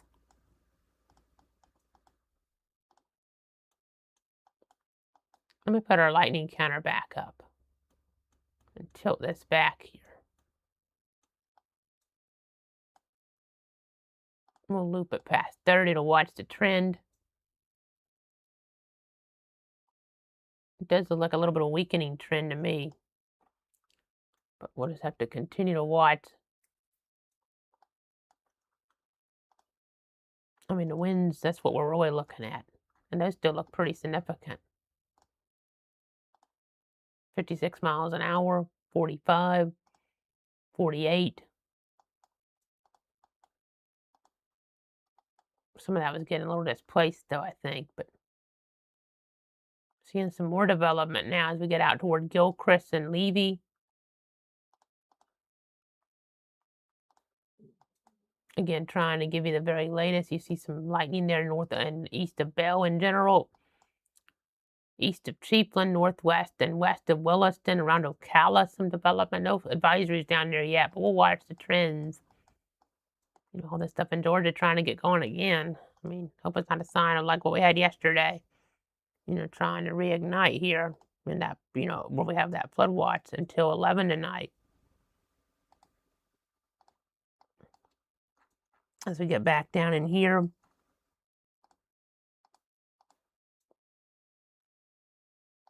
Just trying to give you the latest.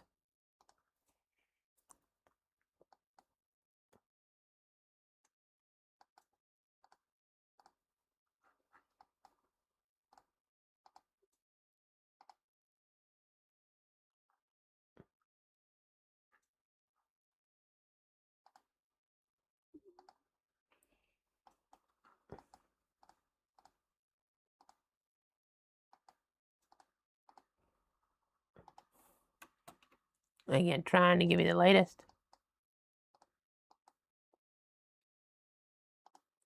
Just appreciate everybody tuning in, interest in me here. Let's see, we have Jason Peters Rail Adventures watching. Appreciate you tuning in here this afternoon as well.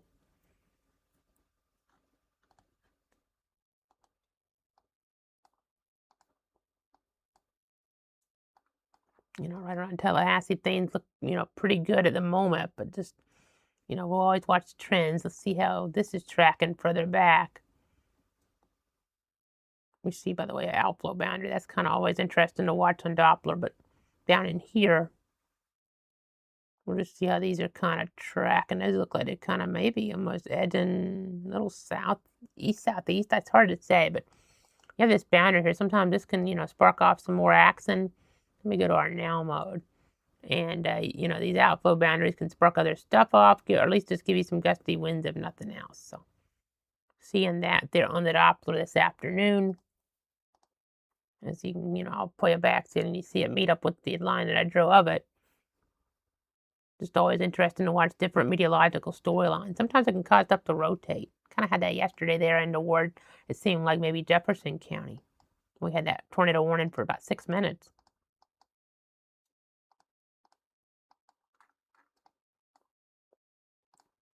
Again, we still have these winds going on up, 54 miles an hour, 55 miles an hour. This warning goes away in a few moments, but this one goes for another 30 or so minutes. We're just trying to keep you up to date. So let me just run this down. So Madison, Jefferson, Thomas, Brooks, Lowndes. So again, that's kind of the storyline there. This will be a thunderstorm warning, damaging winds to about 60 miles an hour, a possibility.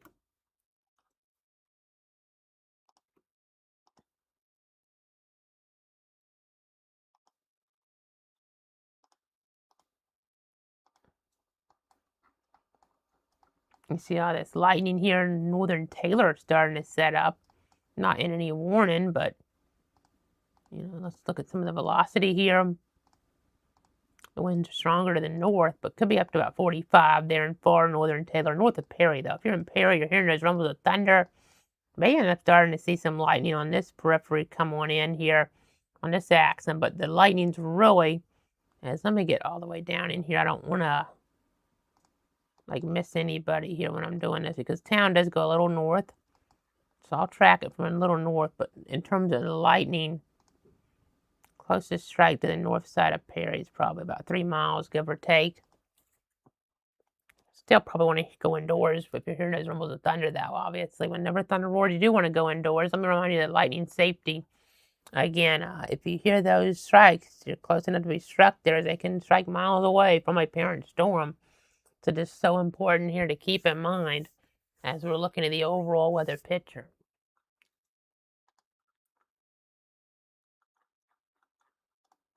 Significant advisory out west now, a couple of them popping up. So we'll have to just see how those kind of go because still have some destabilized conditions. As we look back over toward the Jacksonville site, we'll look at something, Gilchrist County, some lightning really getting going now. As we get on in here, the community of Harbor there in Gilchrist County, in the vicinity of Northwest 13th Terrace, north of Southeast County Road 232. You see Eastern Levy County, around Bronson, alternate 27, Northeast 106 Terrace. Not a lot of wind though, but definitely that, rumbling of thunder going on. Parts of Marion County watching things. Okay, we got a report. The power lines down there in Jefferson County around 330 on West Washington Highway. You don't ever want to have, issues. Those aren't bad. That's not as bad sounding as what we had in McCullough. We had numerous trees and power lines down across the county, but still, just got to always be mindful here of these inclement conditions. So again, just trying to let you guys know the very latest.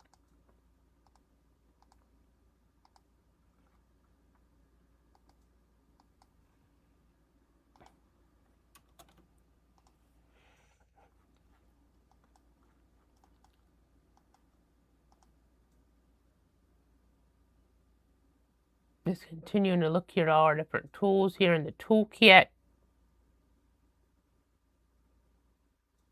You know, we have our drawing tool, which is always really helpful.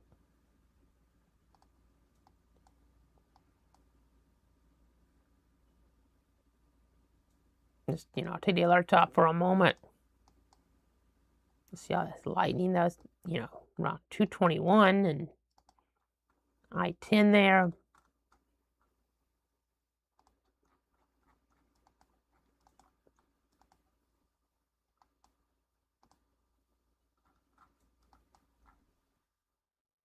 Moving on into Madison here soon. Looks like we're getting a boundary come off of that. That might cause, you know, it looks like our wind speeds are dropping. This may start to weaken now, and our lightning counter hadn't really changed too much, but it may start to trend down if that on this, you know, because we're seeing, you know, we're seeing a line come from that, which, you know, it could be a sign here we're going to have, you know, some decay with this. So, and the wind numbers look like they were dropping some. But it's about it moving into Madison here very soon. Whether it's severe or just considered really strong, still have some impact.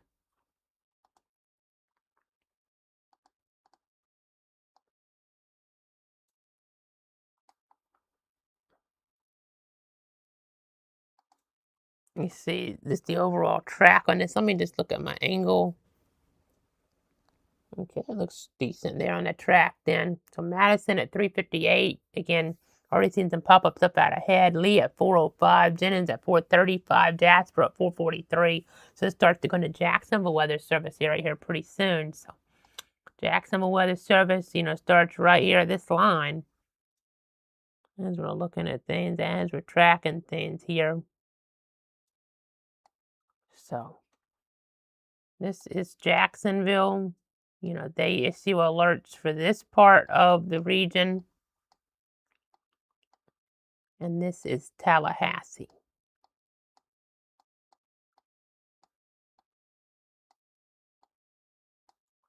So again, just telling that story in terms of who's responsible for the alerts, because Hamilton, Swanee, you know, as we're looking at the map, and then this is Madison. So again, trying to give you guys the very latest. Come out of different weather service offices in terms of who issues the warnings. Tallahassee out here, and then Jacksonville over there.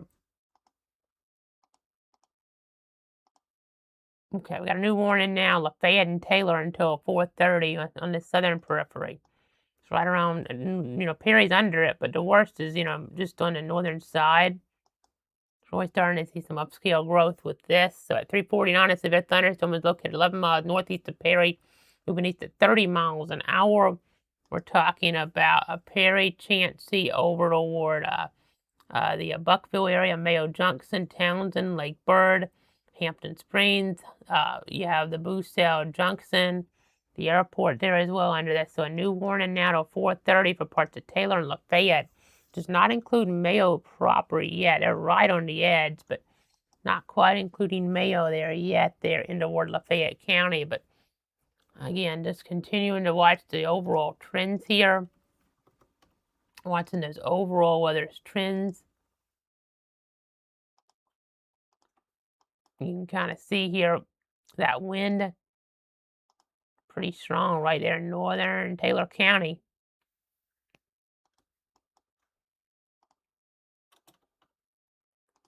Again, just trying to give you guys the very latest here.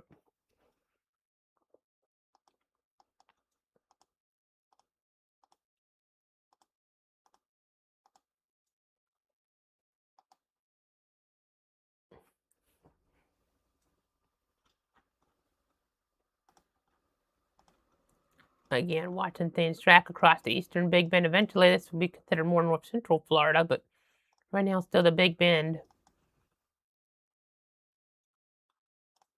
You know, we started off with one warning, went to multiple warnings, but that's just the way it goes sometimes here with the weather picture.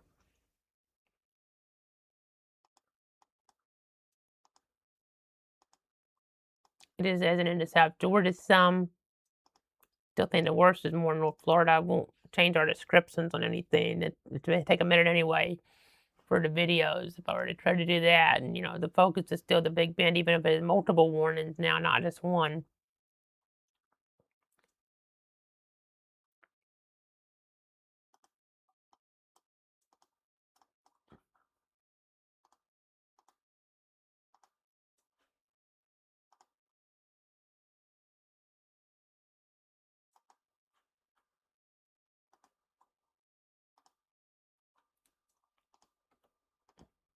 Again, looking at all the latest.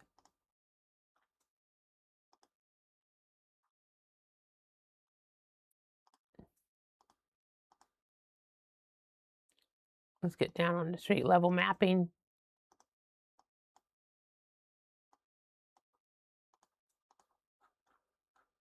Could be 57 mile an hour type wind. There's Southwest Tower Road in parts of Madison County.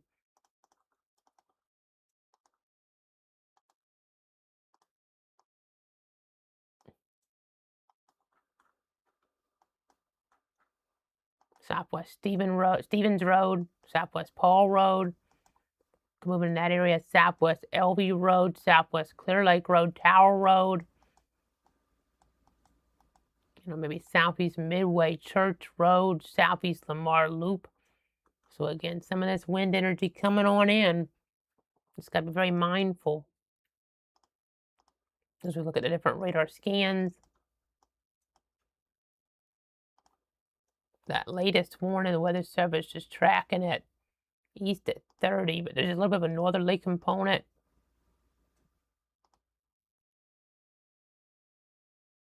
Just a little bit of one, I think.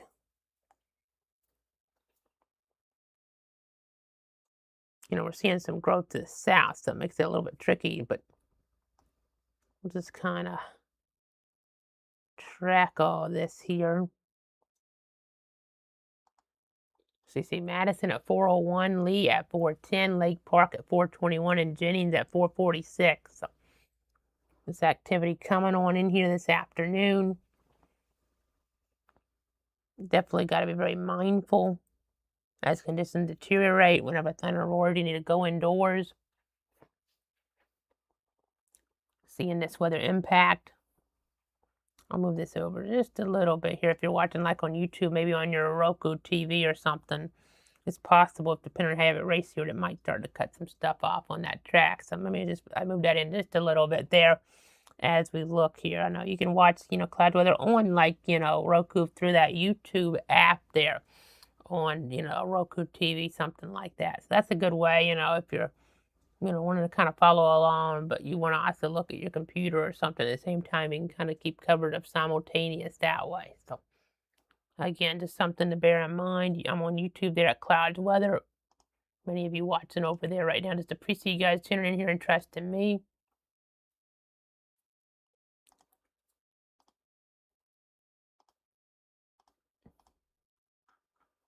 Let's take the track off for now. Southwest Campy Road. 60 miles an hour. That could be knocking down some trees. Definitely could be knocking down some trees. Bee Tree Road, ironically, here. So let's look at the geography in this area. Let me do something. So that way, yeah, you can see there's a lot of trees out here for sure. I mean, some of these is a situation, assuming nobody's out here. We hope nobody's out in this. If they were, then could be very dangerous. But if, it also could be a situation, a tree falls and nobody hears it. And, nobody knows. So, it could be one of those type of situations here too, where it's not really that impactful, but for some. But still, you just never know as this comes on into the picture. As we go ahead and look here, 60-mile-an-hour winds, 41, 48 up near I-10.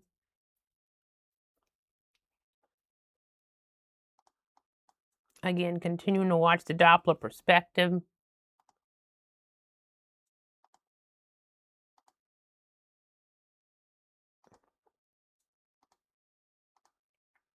Just trying to keep you safe and informed. See some lightning starting to get going up near Valdosta now, just to the south. You're hearing some rumbles of thunder up there in Lowndes County. So we crossing I-75 soon as we look here around Southwest Davis Road. It's near, maybe getting across Old Cliettville Road right now. You know, so some heavy rain, maybe a little bit of gusty winds up in that vicinity. Again, you see our two severe thunderstorm warnings, 1 to 4:15, 1 until 4:30.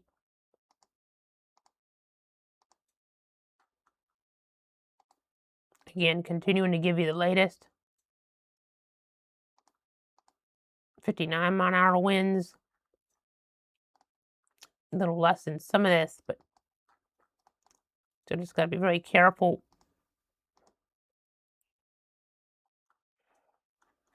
Let's loop things over. If you're just tuning in the last couple hours, I've been with you for a couple hours now, pretty much, just to look just under that, just shy of that, and we'll loop it for the last 2 hours. We started out with Wakulla. Let me make this a little bit faster increments here, and you'll be able to see here the progression of our yellow boxes, our severe thunderstorm warnings here, like that line type formation really getting going here with the overall meteorology. So I'm seeing some of that impact being felt here as we're looking at the overall weather picture. Again, definitely interesting here. Definitely interesting as we've been watching things through the Big Bend. Looks like Georgia just got trimmed out, by the way. They just trimmed Georgia out of that warning here. Let's see what the updated statement has. I'm going to go ahead and read that off here from the Weather Service. A severe thunderstorm warning remains in effect until 4:15 for northeastern Jefferson and Madison counties. Lowndes, Thomas, and Brooks were, in an area where the worst is kind of weakened, and therefore the warning up that way was canceled. But at 3:54, a severe thunderstorm complex there located along a line extending from 10 miles south of Quitman to near Madison to 11 miles southwest of Blue Springs, moving east at about 30 miles an hour. So Madison, Greenville, Lee, Lovett, Mosley Hall, Hopewell, Cherry Lake, Hamburg, Hanson, just some of these different areas there, Pinetta there, as well as Asheville being impacted. So just maybe Pinetta. I always, worry about if I'm pronouncing that right, but as we're looking at that there in the north parts of our area. So again, just trying to give you guys the very latest here, trying to keep you informed, seeing some of that impact being felt. Let me go ahead and remind you guys here. I'm going to go ahead and remind you guys of the temperature storyline. Some spots seeing some of that rain-cooled air, but other spots still toasty warm here this afternoon as we're looking at the overall information. It feels like temperatures going like the triple digits in spots where they haven't had that rainfall really come on through here. So that's definitely something to be very much mindful of.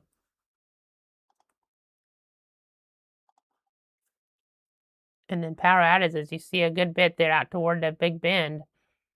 Multiple counties with outages. I mean, we had about 5,000 counted between Talquin and City of Tallahassee a little while ago. So definitely telling that story here in terms of the overall meteorological impact. Let me go ahead and look at some of this information. Down to 504 out on City of Tallahassee right now. Talquin there. It looks like, as I look at the electric outage map, we do have 2,340 customers in the dark. So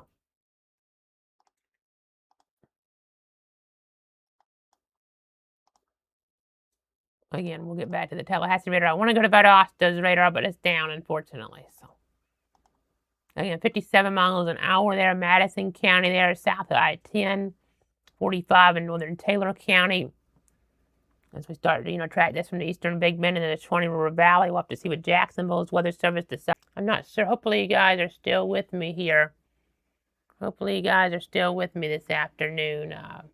I guess we saw this stream in the last few days here. Let me see if we're still on. It may have disconnected us from at least the Twitter/X platform. I'll check here real quick since we're continuing to give you the coverage, but let me just make sure that it didn't. That's the most I've seen since we, had our upgrades here. as we look at the latest information. Just trying to keep you informed.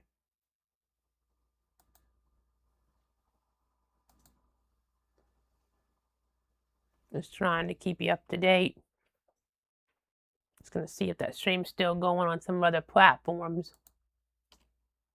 Because I have a feeling it probably did restart over on Twitter/X if nothing else. Yeah, it did restart our stream over on Twitter/X for whatever reason, so.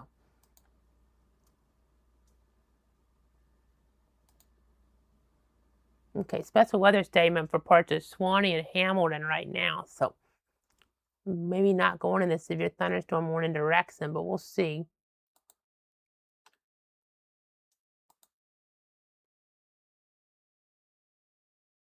Appreciate you guys tuning in here, trusting me this afternoon. We are still live with it on the one Facebook source. This is a lower leverage type situation, so, just trying to making sure we're still on everything, but not really sure what would have caused that. So we'll just continue to give you guys the very latest here, though. So let me just check YouTube again, make sure we're still up on YouTube.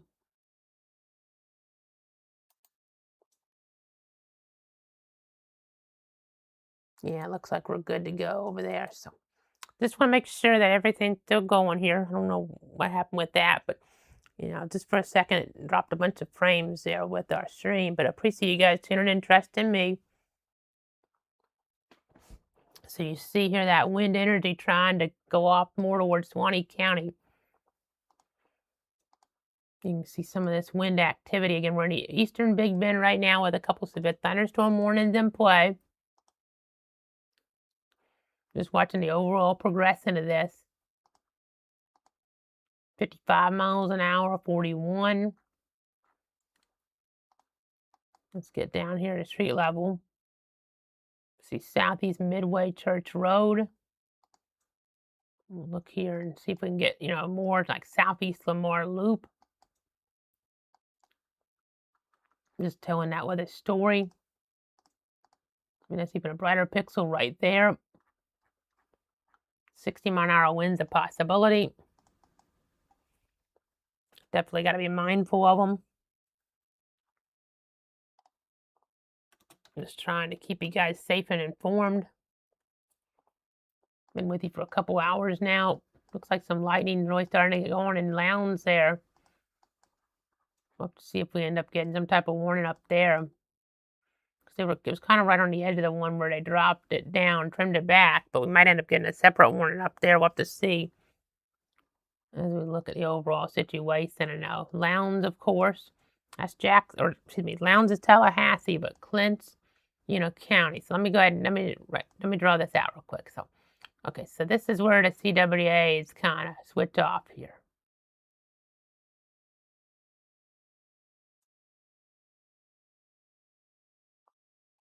Okay, so here's Homerville. That is Clinton County. They're in the Jacksonville Weather Service. This is Eccles. They're in the Jacksonville Weather Service there as well. So they're the ones in charge of issuing the warnings for those zones east of that white line. West there is Tallahassee. This is where I'm drawing this is Lowndes County. As we draw that up there, and then Lakeland is in Lanier County. So just trying to let you guys know the geography here if you're curious on who issues the warnings based on different areas. Of course, here, this is an advisory from Jacksonville. This is a warning from Tallahassee. As we look at the two different yellow boxes, two severe thunderstorm warnings. So again, just trying to give you guys the very latest here. Trying to keep you safe and informed. It's been busy here in the Weather Center lately, but it's all about trying to give you that vital information. We have these storms coming on through. Again, just trying to update you guys here on what's going on. See that wind there, 53 miles an hour. We'll just have to see if maybe this will start trending down for Live Oak. We've seen different boundaries get involved sometimes, and that can be a good sign of, a positive trend, but you just have to err on the side of caution. 56 miles an hour, 51, 43. So again, just continuing to give you the latest. Just trying to update you guys the best we can. As we keep on watching things, we keep on tracking things, and we have some of that rain up toward the north. We do have a warning up here now, but that is outside of our areas for Bacon and Applin. I know the Weather Service, and we used to cover coffee. We never covered bacon, but we did used to cover coffee, and the Weather Service in Jacksonville sometimes calls Bacon and Coffee counties. We did just get a warning up here now, ironically, as we touch on that. It does get into parts of Ware, so we have to cover that some, but coffee and bacon, they call them the breakfast counties here, ironically, as we're looking, and we're seeing a couple warnings right now, one in the breakfast counties, coffee and bacon there. We don't cover coffee anymore. We do cover Ware, though. This is a warning that just popped up for parts of Ware County. So let me go ahead and give you guys the very latest on that. That just popping up there in southeast Georgia. So at 407, a severe thunderstorm was located near West Green, 7 miles east of Douglas, moving east at 10 miles an hour. We're talking about Nichols, West Green, and Bickley there under this warning. So let me go ahead, and you don't see the winds too much because we're further away on the radar, but looking pretty high up, and Tallahassee's probably not going to really help us there too much, that radar either, but definitely could have some damaging conditions in far northwestern Ware County here. This is a very small section of a viewing area, very small. It's a scenario where it's so little population there, it'd at least be a debate on. I might very well have jumped in with all these roads in here, but at least a question if I at least waited a few minutes to go on, because it's still kind of, west of the viewing area. But, definitely seeing that. We're seeing this from Patterson and Offerman there. Just some stuff really getting going in southeast Georgia now with some development here. So I wish we had the Valdosta radar, because it'd be really helpful right now, but it is, down. We have to toggle between some of the others as we give you the latest.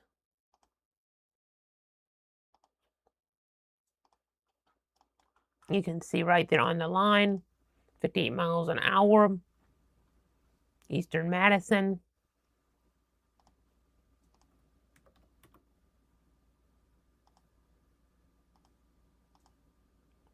I know in the Ward Madison County, over 1,000 customers out, according to Powder.us.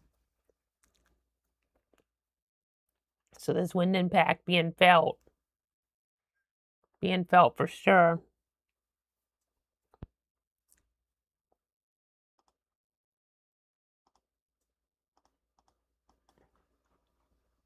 Seen a bunch of lightning develop there from eastern Gilchrist, western Alachua, into northeastern Levy.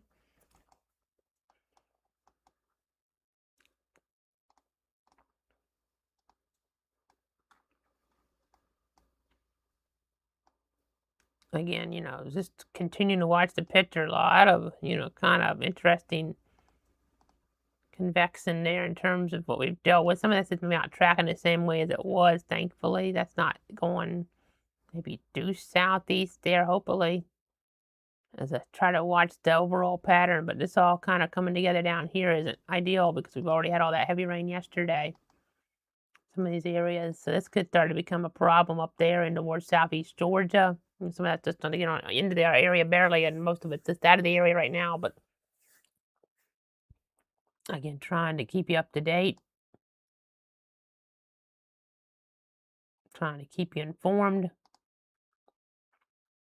Let's see the temperature storyline.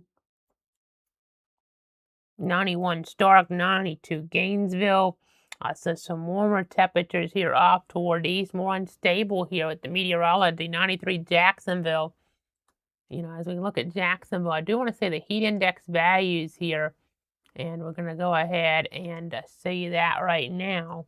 Going like 99 there in toward Jacksonville. And I know that heat index is something, that concept, it was, formed there decades ago by the late George Winterland, and tomorrow will mark 3 years since he passed away at age 91. I know He was a legendary broadcast meteorologist there in the Jacksonville market for decades on the year 1964, letting people know that Hurricane Dora was going to come toward our area and looking at the pressure patterns and, seeing that things were going to be more impactful than the official forecast. And then, I got to meet him there in the early 2000s. He was such a great guy, and tomorrow marked 3 years since he passed away. He's the one that came up with the concept here of the heat index, to corner the humidity there, in terms of just, the importance of trying to convey how the heat's, different around here this time of year with the stickiness, with that mugginess there. And you can definitely see these numbers higher than the actual air temperature. So just want to make note of that there, to late George Winterland, such a great guy there, and, so many contributions to meteorology. I mean, he was, at the forefront of getting the weather graphics in, broadcast, there that were, advanced meteorological type of graphics there on the air, like in the 80s even, going way back, just some state-of-the-art technology, and really doing such a great job here in this Jacksonville market, So again, just we'll keep looking at the readings here with the thermometer, with the heat index, but we do need to get back to the Doppler perspective right now as we get on over here. As we get on over here towards some of our different views, you can kind of see here some of this wind enhancement coming into parts of Hamilton and Swanee. We'll see if they issue a warning on this, if it's, quite enough here for that.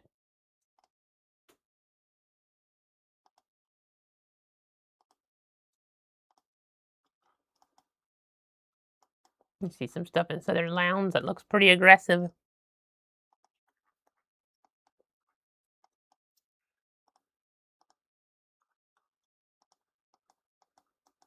course, with that warning for northern Ware County until 4:45.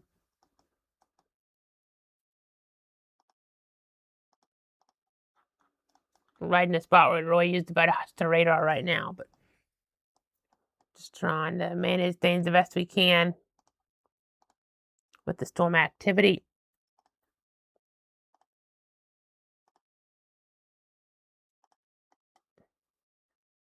Trying to keep you guys informed here.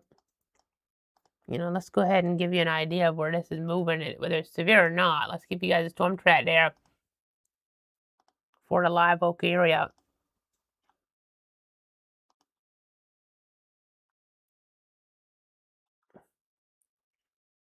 So you guys are under a significant weather advisory just west of Live Oak, really.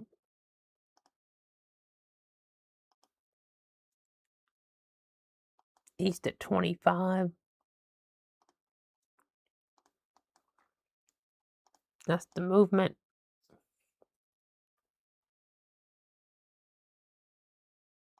We have stuff popping out ahead, but and that might be helping to weaken some of the back behind accent, but we'll kind of track it. I mean, some might have some heavier downpours out ahead, but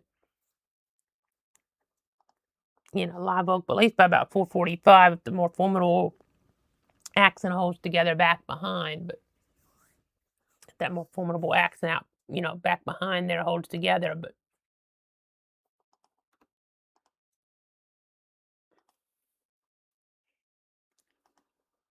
again, just monitoring things here with this overall movement.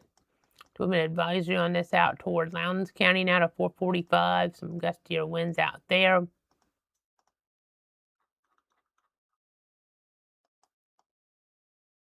Of course, we're just trying to give you guys the latest on things meteorologically.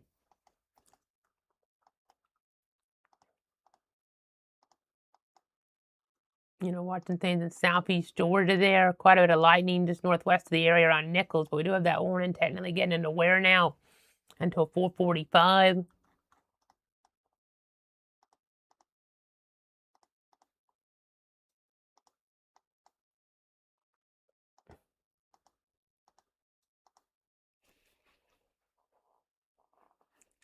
Again, just looking here at all the different information here behind the scenes.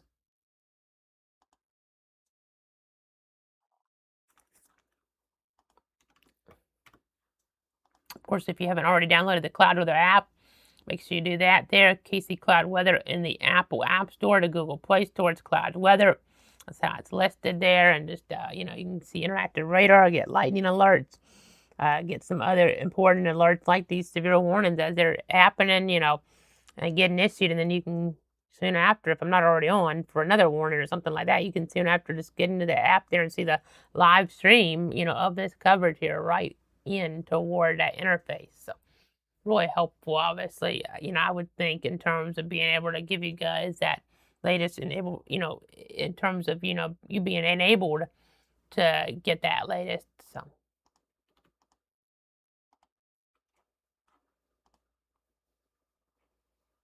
again, just trying to keep you informed. 46, 46, 46, 48 miles an hour here with some of this wind. So a little weaker now, though.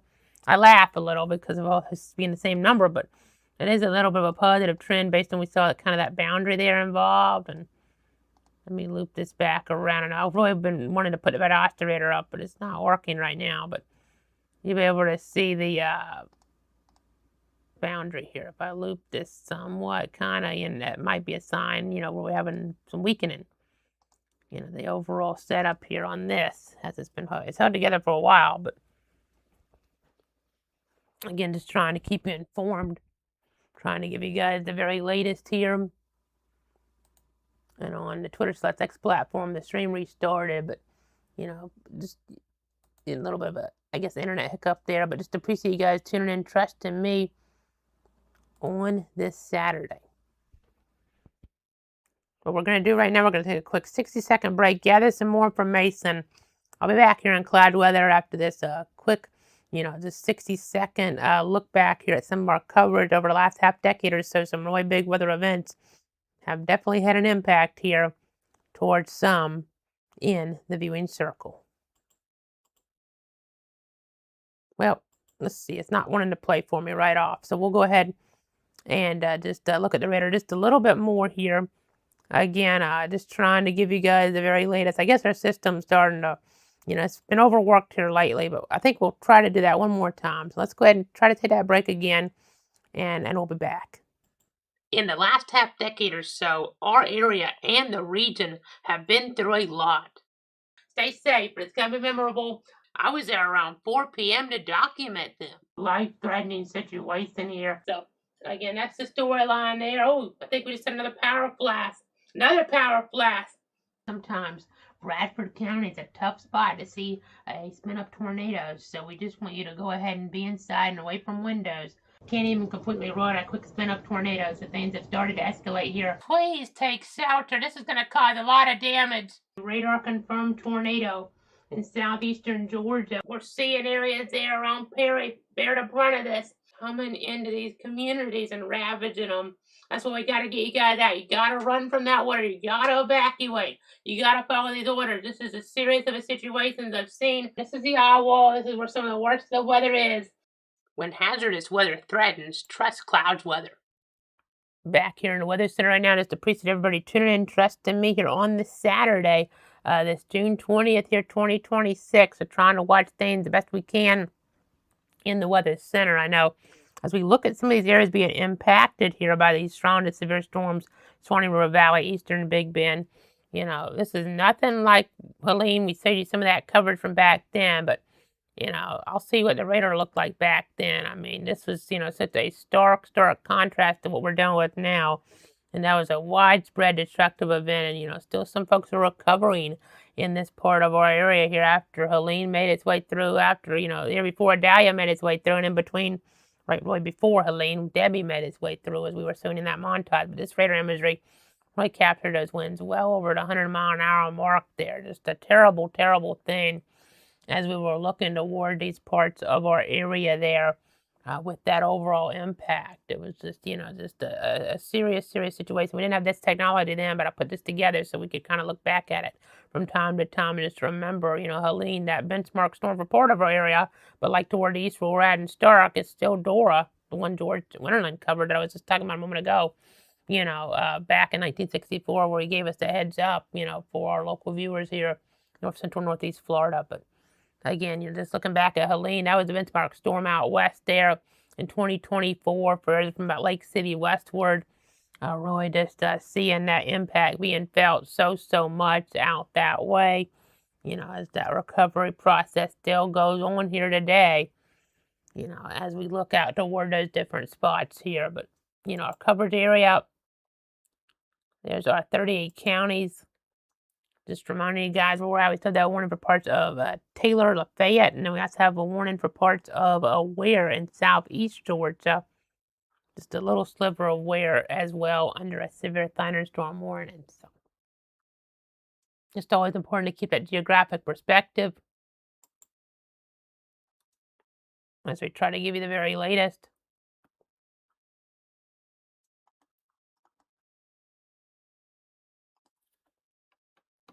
Again, looking through all the different sources here for the updates. Let me check power.us. Madison, really, quite about. Let me double check it on here too. I mean, I haven't have higher than that in terms of Madison's power outages, but very significant. Very significant number in the dark there. I'm seeing 25%. There's this on 16%, about 3,000 customers in the dark there in Madison County. That is about 11,000 or so. So that's really having a pretty big impact there. McCullough County having a pretty big impact. Jefferson County impact there too. Leon, compared to other events, not so much, but still some folks losing power there in the Ward Leon, Southeast Leon area, give or take. So definitely having that weather impact here on this Saturday, this holiday weekend here.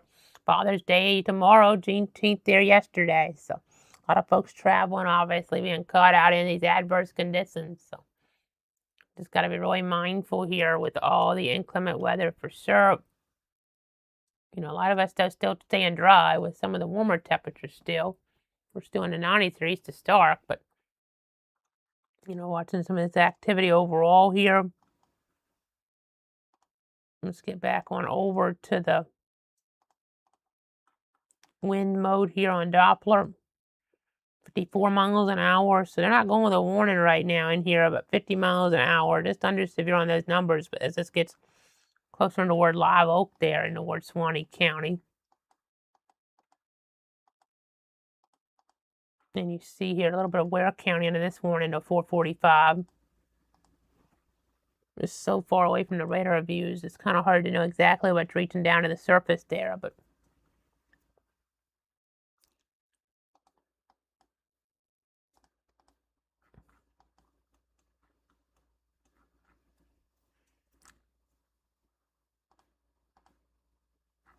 again, you see 54 miles an hour there in toward Suwannee County.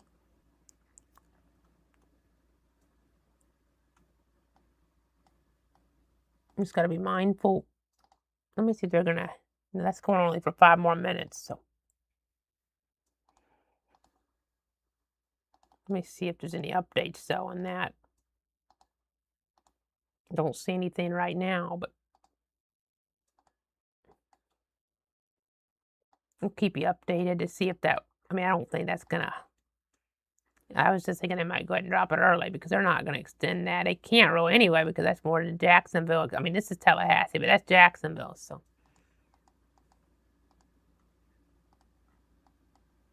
Again, some stronger winds here coming on in out of Lafayette County, north of Mayo, into toward Suwannee County.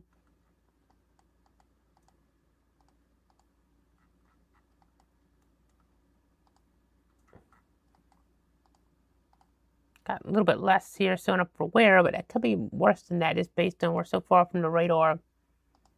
Could be some stronger winds reaching the surface there. We get northwest Ware County where they've, had so much rain here lately. But Lucy Moore Road, Lamar Bennett Trail, Banner Road. In fact, let me see some of that rain the last 2 days up here. 7 inches, and now they're getting more rain. As we're looking, that's just not good. Just a little here, prior to this here in the last few hours, but, yesterday we had all that rain come down and 7 inches, and now this is the current radar view. So not a good situation here in northern Ware County. We do have that flood watch remaining in effect to 11 o'clock there as we look up into towards southeastern Georgia. So again, just trying to give you guys the very latest here. Trying to give you guys the latest updates. Just trying to update you guys here the best we can.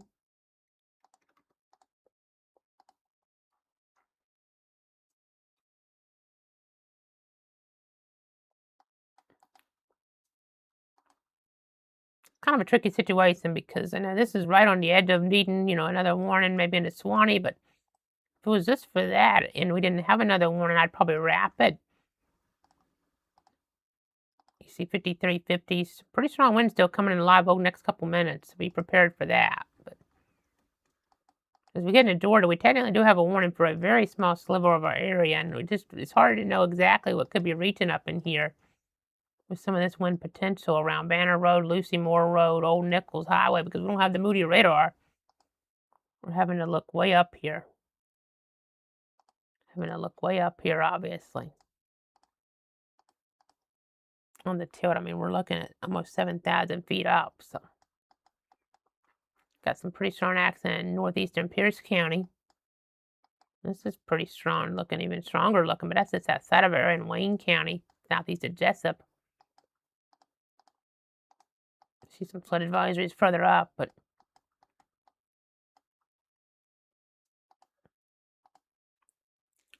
again, just trying to give you the latest updates here to protect and inform you, your friends, your family. We have Thomas watching. Appreciate you tuning in. Appreciate everybody tuning in here today. Top Cat, Elisa, Larry, Dan, Jason, Thomas. So, thanks so much, everybody.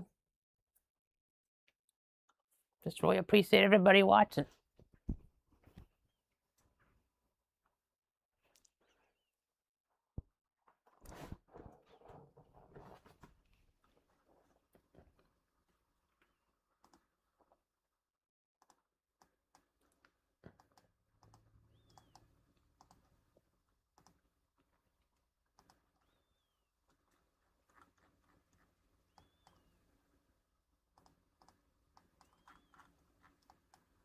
Again, looking at the scans.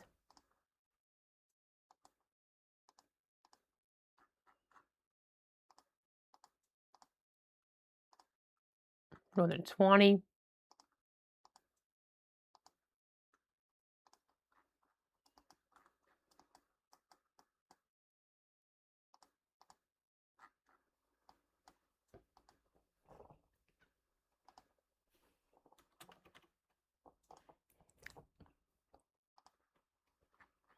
Of course, we're watching, just different areas here. This is northern Ware here. We have this severe thunderstorm warning. That's a very small part of our area, but it is technically part of the area. About 6, 7 or so. I mean, as you measure here the mileage.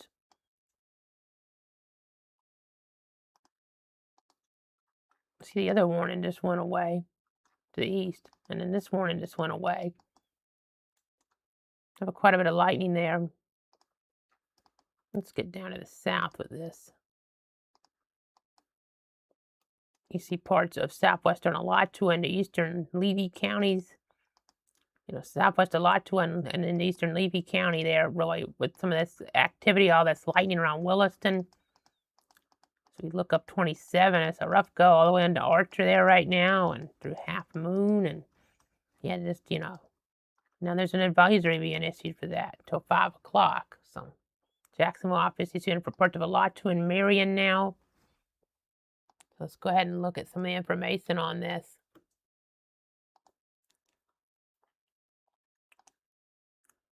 Okay, so moving east at 15 miles an hour.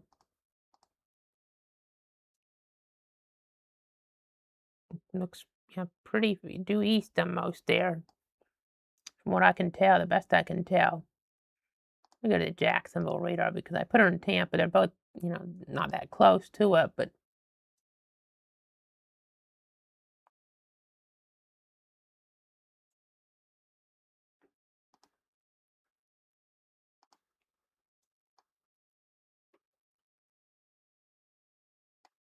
okay, so 15 miles an hour, that gets it to the Condren ballpark at 4:59. Ben Hill Griffin Stadium at 5:03 there. As we're looking at the information, and then you see Gainesville 509, Micanopy 514, and McIntosh 516 with some strengthening thunderstorms there in north central Florida. Not severe yet, but wind gusts up to about 40 miles an hour. Possible excessive cloud to ground lightning. So Gainesville, Archer, University of Florida, Newberry, Micanopy, and Flemington. And I'll change this on over so we can actually get to some of the even smaller communities here. And then I'll move this on up, and you'll be able to see we have some spots there like, it looks like Kanapaha there at 447, the Arredondo Estate at 459, Arredondo at 450. You have Suburban Heights there at 455, Robbinswood there at 456, Rutledge at 456. So just giving you an idea of some of the smaller communities, and I'll go back up on the rank size again just to look at some of the ones maybe you're more familiar with. Two of these are on the UF campus here with just the sporting facilities. Baseball for UF Condren Ballpark 459, and then football, Ben Hill Griffin Stadium 503, and then Gainesville there at 509 proper, right in town near Main Street and the like, and then Micanopy 514 and McIntosh 516. So I did just get a new warning from the Jacksonville office. So let's see what this is about. Is it for up here? Let me see. I see it popped up on my screen, so let me see where that is. My other screen. Okay, it's for Glenn and Wayne. So it's for out in here. Hasn't quite popped up on this screen yet, but okay, I see that wind, and now you see it edging into Glenn County a little bit. So, okay, this is until 4:45, so a short-lived warning. Wayne, but then Glenn. So at 4:32, a severe thunderstorm was located near Gardy, moving southeast at 15 miles an hour. We're talking about Mount Pleasant maybe being impacted here over the next little bit. So that southeastern movement, 15 miles an hour. As we get up into towards South Georgia again, we started out with a Big Bend, and now we're starting to switch to some other parts of the viewing circle. You see that one more dominant area coming from Jessup now. It's going to clip parts of Glenn in our area. Remember our 38 counties that we cover. Let me remind you guys of those here on this other source. And you can kind of see what we're talking about there towards southeast Georgia. You have Pierce, you have Brantley, you have Glenn, Camden. Right now we have a little bit of Glenn under a warning, plus a little bit of Ware with the other warning that we were watching up in that direction. Both very small geographic sections, but just with everything going on, we'll stick with this right now on this stream. Even though it has switched over to more of a Georgia story, it's on the very far edges of our area in two different spots, really. With them clipping, areas within the viewing circle, and then also being parts of areas not in the viewing circle, more up there, kind of as we approach, especially like the Savannah TV market. So, again, just trying to give you guys the updates here on the situation. Again, we started out with a Big Bend story. Started out with that Big Bend storyline. Let me remind you guys here some different things. Let me zoom to our home view, go to radar. Just trying to give you the latest here. We're going to go back let's make it 3 hours. We're going to see the yellow boxes out west that started getting going. Been with you all afternoon for that, pretty much. And now we're getting some stuff going near I-75 in north central Florida.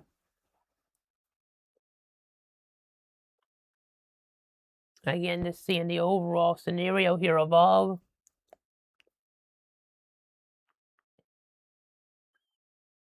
As we watch the radar scan, we've just been tracking things, warning after warning, seeing quite a bit of damage in McCulloch County here. As we were looking at things, quite a few reports in terms of problems there.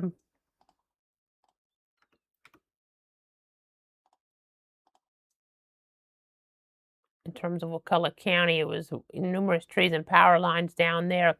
Towards trees were also down across Jefferson County, and power lines reported down on West Washington Highway. So seeing that impact there out west, in the western periphery, western parts of the area, not just, on the edge like what we're seeing in South Georgia, but actually, and obviously, fundamental parts of our area there with McCulloch and Jefferson being impacted. So again, just trying to give you guys the very latest on the situation. Just trying to give you the latest. I'm in Stark, but so it's still pretty far west of me. But obviously, our area, we're concerned about everybody, in a significant way in terms of when meteorological events happen here that could be dangerous. So let's go back into word Alachua County here. Looking pretty strong there around Newberry. Let's get some more Gainesville area roads on. So you see around Half Moon. You see Southwest 202nd Street, Southwest 194th Street. A lot of lightning right now. Southwest 95th Avenue. US 27, just seeing a lot of that heavy rain right around Archer there. You're right on the edge of some of this, but, Depot Street there. Southwest 167th Drive.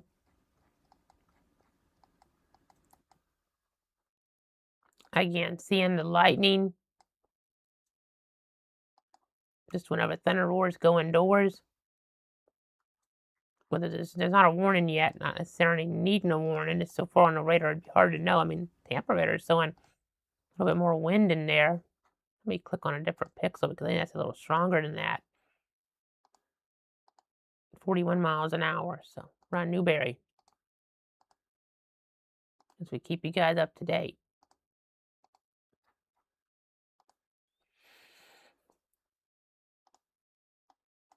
Okay, so the reason we're on the air, nothing in North Florida is severe warned right now, but in Georgia, it's a different story.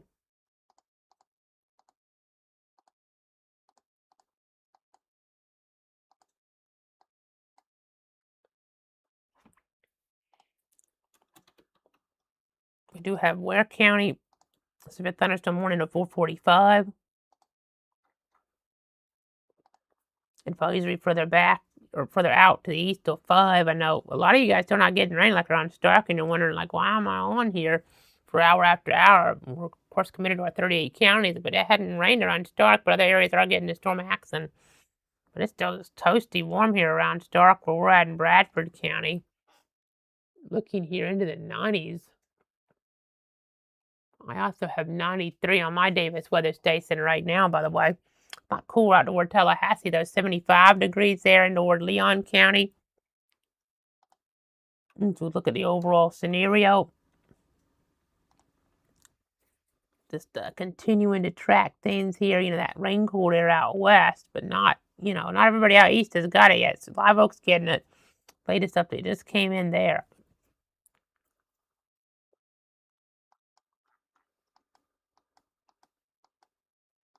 Just trying to give you the very latest. Trying to keep you safe and informed.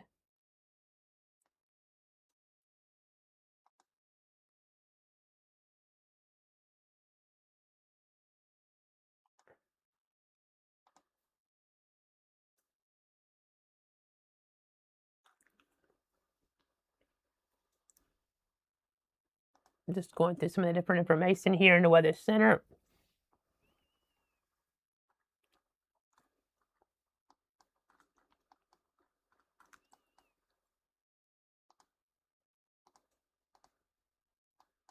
A lot of wind coming into where Live Oak there in Swanee County, even if it's not severe. Again, wish we had the Valdosta radar, but not down right. I'm not working this down right now. We do have some cameras around Live Oak. Let me see if I can effort some of those. Florida 511, Florida Department of Transportation cameras.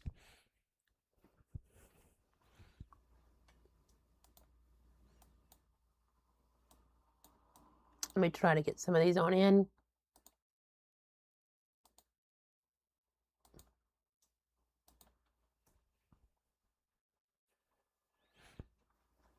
Just bear with me.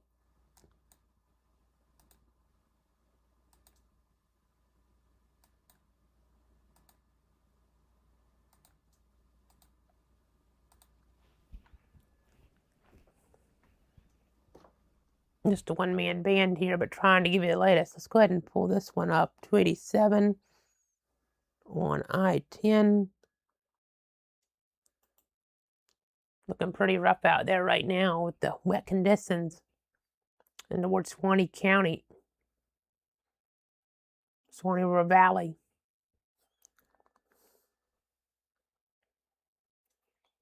Just be careful on the road. You don't want to have, accidents happen.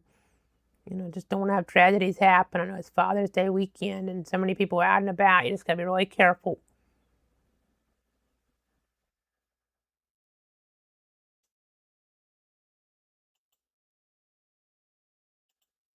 As we get back over to the Doppler perspective now.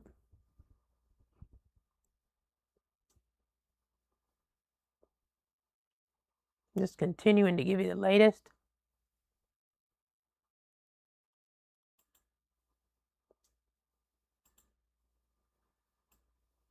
Let me see if there's any more questions or comments. Just appreciate everybody tuning in, trusting me. Looks like the warning up toward the wear is being dropped off here.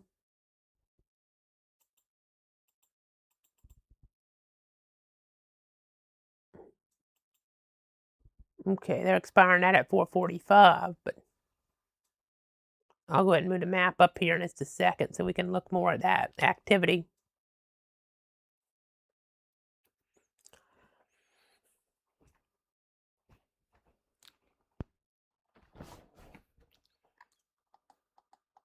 Moving things up to the north.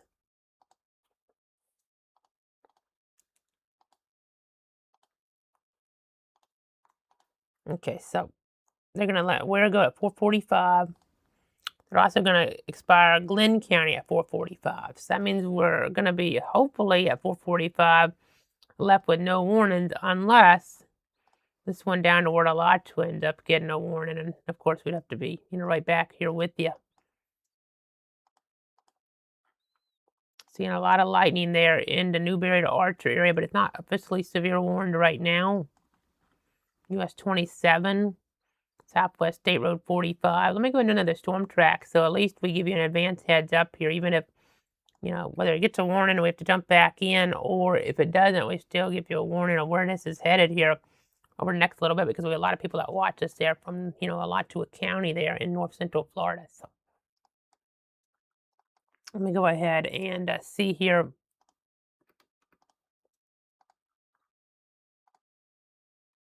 Moving east at 15. Let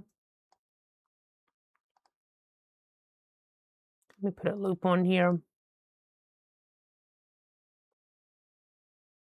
We'll go ahead and pause it.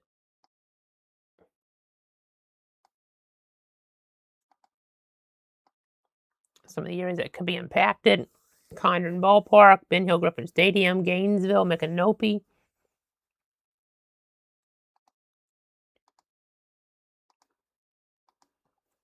You see Kanapaha there, or Arredondo Estates.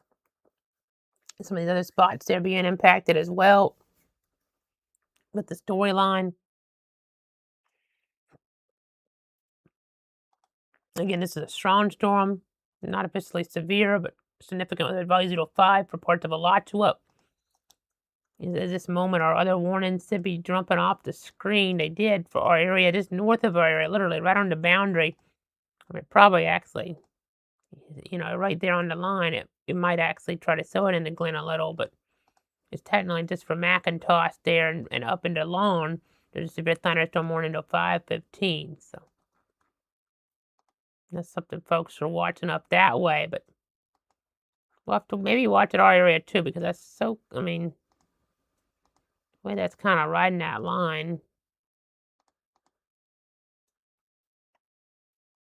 It looks like it's headed more due east, with the most formidable part, though.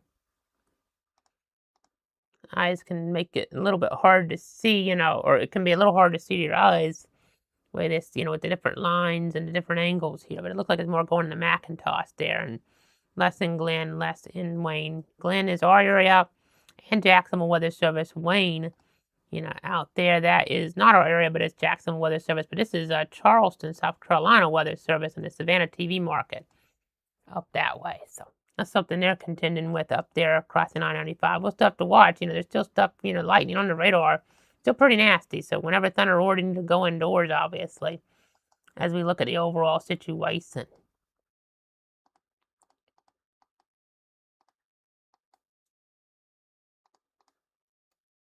little bit of wind enhancement here. As we look. It's just so far from the radar, it's hard to know what's going on. Again, trying to keep you up to date. Gonna broaden the view here. Look at some storm reports. 43-mile-an-hour gust in Madison County earlier on. Multiple trees down across Jefferson County. Power lines down, as we were alluding to earlier on. Numerous trees and power lines down across Wakulla County. That's not a good situation.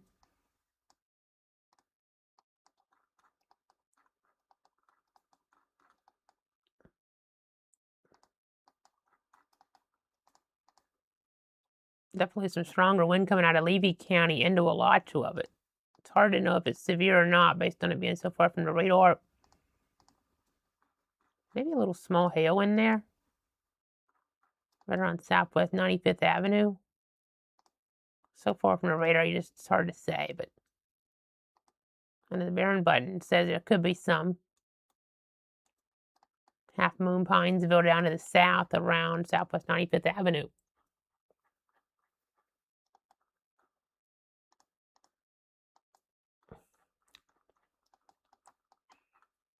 This accident here doesn't have an advisory anymore, interestingly enough, even though radar still shows winds to about 40, maybe if I do some of these here, probably 50 in here. Probably even, it might be closer to 55. I need to get in tighter first on here to do this, but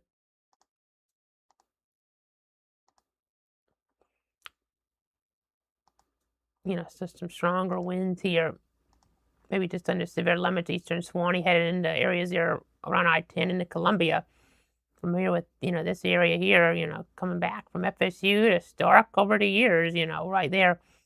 This is just on the southern periphery of it with the wind, but, going there and then getting off around Lake City. Now, new advisory to just get issued till 5:15. You see Swanee, Columbia, Hamilton. Let me see if that statement's showing up over here yet. Not yet. It just got issued. But, seeing some gusty winds, some excessive cloud to ground lightning, I'm sure it's what it's going to be talking about.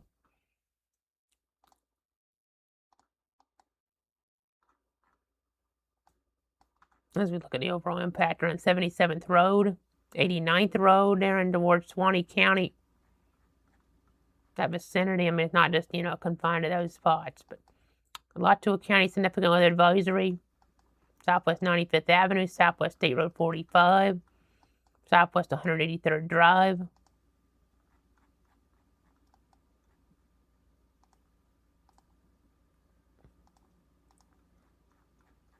Again, right now, officially, we don't have any warnings in our area. We have the one just to the north. But we're going to keep watching to see if we, get anything that goes severe here with the overall impact over the next little bit. And I'm trying to figure out what we want to do here with this, because we could do unwrap and just, cut the stream, and if we need to come back, we'll start another one, especially with the description being more about the Big Bend, or we could just leave the radar running. I know we have the interactive radar available, cloudweather.com/radar. Whether we need to come back in, with another update, if, we decide not to leave the stream going and don't have to come back on, you have that interactive radar available on the website and in the app there, the mobile app, CloudWeather app there. Is it the Apple App Store, the Google Play Store there. So KC CloudWeather is listed in the Apple App Store and in CloudWeather in the Google Play Store. So something to bear in mind for sure. A lot of lightning still in this view. Let me tilt it back a little so it doesn't count everything that's out of our area. Don't count as much out of our area, but you see a lot of lightning between the stuff around Gainesville, the stuff around Live Oak, and in South Georgia, where we could end up having a flood threat materialize again. So the flood watch is in play there until 11 for Ware County. So strong storms through 5:15, parts of Columbia, Columbia, Swanee, Hamilton. A lot to at least do 5, but it'll at least extend that, if not go something beyond that. So again, just trying to give you the very latest. Trying to keep you informed. Whenever thunder roars again, go indoors. Again, stuff just on the edge of whether it needs to be severe or not. As I'm, kind of walking around here, between the different computers. So, getting up occasionally here, might be hearing me getting up out of the chair occasionally. I apologize, but just, trying to make sure I'm looking at everything best I can before I make a decision whether to wrap it or not. So we're going to go ahead, look here at our day one outlook. We still have the SPC outlook for many of our areas under that risk. Interestingly enough, they trimmed that area out. We've seen some of that warning activity, but no tornado risk for the way the wind risk, though. We're seeing that potential in play here. Some damaging gusts, a possibility. That 5% threat as we're watching things, as we're tracking things. So, we have the drought, so significant. Need the rain, just don't want the problematic weather. Let's see the totals: 3-hour rain, 12-hour. As I zoom out, though, the big story was all this up north. We may end up getting the last flood warning or something if we, that's right over that same area. I mean, that might just get us to a last, not yet, but let me check our 1 hour on hydro. And let's just do 3-hour. We'll do a 3-hour just north of our area, a couple more inches. And then broad breath in the last 2 days. Look at all that rain. Around Blackshear in our area in Pierce County, 7+ inches. Patterson, about 7 inches. 7 inches in northern Ware as well. So this significant gully washer type rain, flooding type of rain. Really, you see a flood advisory situation here just north of the area where you see these totals coming on up. There's a flood watch, but then we also have the flood advisory there as well. So just not a fun scenario. Not a fun situation with all that rain coming on in. Excessive rainfall, maybe some low water crossings could become impassable. Minor flooding in low-lying and poor drainage areas and dangerous flows over, the low water crossings. So,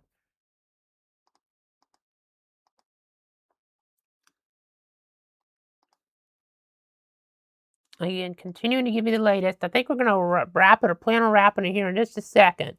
But if we need to come back in, whether it's for flooding potential, more severe thunderstorm warning, something like that, we'll be back with you at a moment's notice here in the Weather Center. Just stay safe out there. I'll keep you guys informed. Of course, we have the mobile app. We have the interactive radar on that. It's also available on clutter.com/radar. So make sure you look at that there if you're kind of wondering where the storm action is at the present time. We still have that marginal 1 out of 5 damage and wind risk here that we're continuing with, that we're monitoring, that we're keeping you guys updated on here in the Weather Center. I'm just going to cut the stream for now, but if I need to cut back in, we will. I'll be back with you. So just appreciate everybody tuning in for the time being. Thanks for tuning in. Stay safe. When thunder roars, go indoors, whether there's a warning or not. Got to watch out for flooding in South Georgia. And that might end up being our more likely, scenario where we have to jump back in, to be completely honest. What I'm seeing on the Doppler in the northern Ware is kind of concerning. So just be mindful of that, and we'll continue to watch things here through the day. If it's a flash flood warning, we'll be, coming on in there, depending on exactly, where it is. I'm sure we'll be with it, in terms of that overall situation there once it gets into our viewing circle with any of the polygon. If it's just an aerial flood warning, maybe we just kind of, post it there on social media. But again, if it's a flash flood warning, more concerned about water rise, rapid water rise, we'll be here with you. So that's going to do it for now, but stay safe, and I'll be back here as conditions warn. Again, when thunder roars, go indoors.